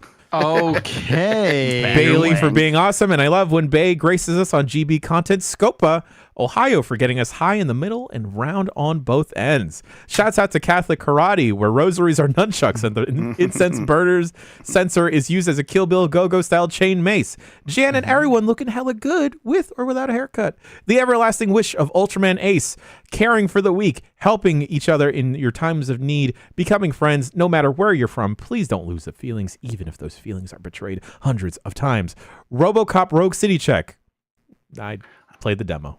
I did not start it. I should have, but I did not. Shouts out to Jeff Keeley. Shouts out to Bailey's there for you when the rain starts to pour. Bailey's there for you like she's been there before. Bailey's there for you because she's part of the GB crew. Ooh. What song is that? It's obviously like a song, right? Like It's the Friends theme, isn't Oh, it? Bailey's there there for for you you when when the rain starts to pour. Yeah. Okay, Come on, yeah, guys. I didn't even watch that show, and I knew that. I know you're in kindergarten. Yeah, I was too young for it. The humor was inappropriate. They have a naked neighbor. How dare they? Ross Gellert is probably the worst character in all of sitcoms, but Turkey is the Starfield of Thanksgiving. Only AI defend that mid-meat. Would you guys hire CM Punk when he walks out of WWE? Mike Minotti, it's a small world after all. Hi, this is the real Mike. I do not condone what happened, and it's a small world. Beep boop, Starfield is good, actually. Beep boop, Animorphs check. I have not been reading Animorphs. I've been too busy. Grub 24 Rebels check. I started watching Andor again. I'm sorry. You started watching the thing you already watched already? I've watched it like 3.5 times now. Oh, good for It's the you. Sometimes you fucking best thing. rewatch stuff if it's good. That makes sense to me. It's like the only good TV show at this point. That's pretty cool. All right. Jan, Twin Peaks check. I have not watched Twin Peaks, and I intend to watch the Showtime version soon. Any truth to the rumor that in the new year, Quick Looks will now be called Grub One Out? Who fucking told you that? Where did you hear that? God, I think I left the wrong doc open. Hey, nose, fuck you. You realize your tongue does not have a comfortable place to rest in your mouth. Fuck you. I hate when someone says that. It's such a mean, dumb thing to say to somebody. Good old Shitley Myers. Slay, girl. Slay. Far away off in infinity, though they are so distant, if the light of the stars can reach me, we can communicate. Just as I believe, I reach out and grab it, like a blazar, the desire to protect someone, your brave soul, your message. A wish is courage stronger than words. We are the same blaze to illuminate where life is headed. Oh, light, show us the way tomorrow. Ura, ura, ura, ura. Dylan, Emmy, Addie, Scout, Goose, and Noodle. Jan for encouraging everyone to come. Come to the Giant Bomb Game of the Year live in Los Angeles. Tickets are running low. Get yours today. And finally, shouts out to Gasolina by Daddy Yankee. All the time. I was at a Friendsgiving and they were like, oh, let's have a community playlist. Everyone go add your stuff in. I had Gasolina like 20 times. Good for you. And they're like, who did this? I'm like, yeah, we're all trying to find the guy who did this. God, I fucking love Daddy Yankee. Can we go to like a reggaeton like club or something? Anyway. Absolutely. Anyway, that has been the Giant Bombcast. Once again, folks, Game of the Year starts this week, starting this Friday, 9 a.m. Pacific, 12 Eastern on the dot. We're going to be rolling off with 7 categories. I'm not going to tell you what those 7 categories are because we got to prepare for that shit. And then on Tuesday next week, in place of a proper Bombcast, we will be having day 2 Giant Bomb's Game of the Year deliberations. Those will be pre-recorded for your ears, everybody. Wednesday of that week, Wednesday's Giant Bomb at night, where Grub is going to get back on the hosting couch and hang out with some industry folks and us. Sorry, you're going to be hanging out with us again. Thursday, we got a twofer for you folks. Twofer for Game of the Year. Because at the Game Awards, Bailey Myers and Kurt Indovino will be hosting a pre and post show on GameSpot. Please tune into that. And then us hooligans in the next room will be goofing and gabbing over it. Grub, Dan, Mike, and myself. Bail, if she wants to pop over to that other room, more than welcome to. And then Thursday, that same day actually of the Game Awards, we will be streaming live the whittling process. It will not be a whittle stream at all because we will be taking all of the games that came out in 2023 and condensing that down to the top 20 because Saturday, December 9th, we will be having the finale where we all vote and decide what is Giant Bomb's Game of the Year and the top 10, as well as having some fun little categories, some fun little gories. Can't wait to award my 12 points. I'm going to do it so hard. I already know which game it's going to get it. I don't know. See, the thing is, I don't know what the gimmick is this year. One year it was like taking the straps off, and then it was like defending a game. I don't know what game to have a fucking monologue for this year. You got too many to have a monologue for. I this just year. got a text that I get 60 points. What? That can't be right. Who the fuck told you that? Oh, Jesus. I'm going to try and match. I'm gonna try. I'm sorry. Hey, next baby. I'm gonna try and match your coffee intake the whole LA Do not trip. do that. What? You'll die. That's Don't crazy, do that. Bacalar. You'll shit yourself at the Game Awards. Have you watched him drink coffee? Please don't do this, Bacalar. I've been playing so much hockey to prep my heart for it. That's what I'm. When Dan and I went to Valve to check out the OLED Steam Deck, we had B-Fast beforehand, and then I just not even knowing, I just held my cup out for the kind waitress to fill it up with coffee, and then I didn't even look, and I just kept sipping, and then I did that at least 4 times because I'm broken inside. Wait, you had 4? Okay, maybe I'll maybe half. you said some shit you can't take back. Yeah, maybe, well, all right. We're not exactly shaving my head, are we? I will match half your caffeine. Okay. Yo, okay, no, that's too far. I think that's like normal. That's probably not normal. Maybe a third is the right way to go, but You were When going you- to have heart yeah, when- palpitations. I mean, I like coffee a lot, though. Okay. So That's worth gonna it. go great for you then. No Yeah, worries. I mean, as long as you match my pooping, we'll be fine. Always do. You know, we'll be God. all right. I feel like I'm not allowed to drink coffee then because I don't want to break backlar. No, it's all right. I'll if it gets too much, I'll bring it down to a quarter. All right. Well, we'll have like a fun group chat, and then I'll just put a coffee emoji each time I drink a coffee, Cool. whether I'm with everyone or not. Okay. Cool. I may Your intersperse. backlar will be great at it. I'll intersperse Yeah. some spro into that as well. Don't make it a private Yeah. Discord. That's all I ask. Backlar, you're gonna be so good at drinking coffee. This hubris will not bite you in the ass. You might even be No. better than the gods at drinking coffee. Yo. I'm telling you. In a pinch over the weekend, I may or may not have just like thrown instant coffee in my mouth just to feel something. Oh, see, that's okay. That's like almost some back alley coffee worrying shit that I need to have an intervention with you about. I'm stuffing beans up my butt. I need it so bad. Please don't support my bad habit. It's honestly a problem at this point, and everyone in my life is concerned. But hey, you know what you should also be concerned about? Tickets selling out to the finale at the Terragram Ballroom, because we only got a few left. So if you've been hemming and hawing, or you're thinking about going to LA, or you're in LA, or in the SoCal area, just go. I'd love to see you. Or you just like buying stuff on Ticketmaster. You should go. Yeah. It's unlikely you're going to be able to be like, oh man, I'll just try to drive there and get a ticket at the door. That do not count on that. Don't do that. Yeah. Do not do that. Don't do that. But you know what you should do, though? You should check out store.giantbomb.com, because we got some sick-ass new merch, y'all. We got a voicemail dump truck shirt that I think is not new, but we got joggers that are new. We got a fanny pack, and then a wood print pod. Yes, we have all that. I'm sorry to interrupt you like that, Jen. It's a new sweatshirt version of the dump truck shirt, so that is new. But yes, fanny packs, a new dad hat. The poster sold out very quickly. Oh shit! But we do. Oh, but we have the regular version, which I believe there are a couple. I think like a dozen or so left of those as well. Whoa. -1 because you're gonna bring me one, right? Well, don't worry about that. We'll take care of you. You don't have to worry. Hey, it's Bailey, almost Hanukkah. these inventory numbers, they don't apply to you. Okay? Yes. Don't There worry we go. about that. There we I'm go. special. There we go. Like I mentioned at the top of shoutouts, go check out John Luke and Jake Decker's doc that they worked on for Cyberpunk. They follow the devs around about the launch of Cyberpunk 2.0 and Phantom Liberty. But Bailey Myers, sorry, That's me. Shitley Myers, what else should Come on folks now. check out? Oh, well, I mean, just a mere hour and a half ago, the Honest Game trailer for Assassin's Creed Mirage dropped. I worked really hard on it, by which you mean I played Assassin's Creed Mirage. Ooh, I'm sorry about that. Oh. So please watch the fruits of my labor, and then, I don't know, tomorrow I'm going to be playing Dark Urge Baldur's Gate on stream until midnight. Dark Whoa. Urge After Dark. So check that out if you want to on my stream. Fantastic. Folks, she's been Shitley. I've been the Riz. He's been Jeff. He's also been Jeff. And you are so exciting. Great stuff is in store, baby. Let me you know, it's going to be fine. Don't worry.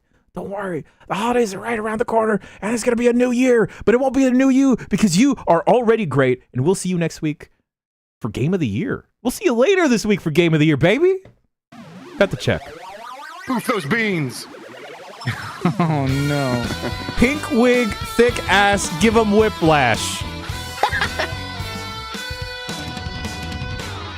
Yo, real talk though, like Nicki Minaj's verse on Kanye's Monster, fucking all-time rap verse Oh, yeah. of Real all good. time. All right.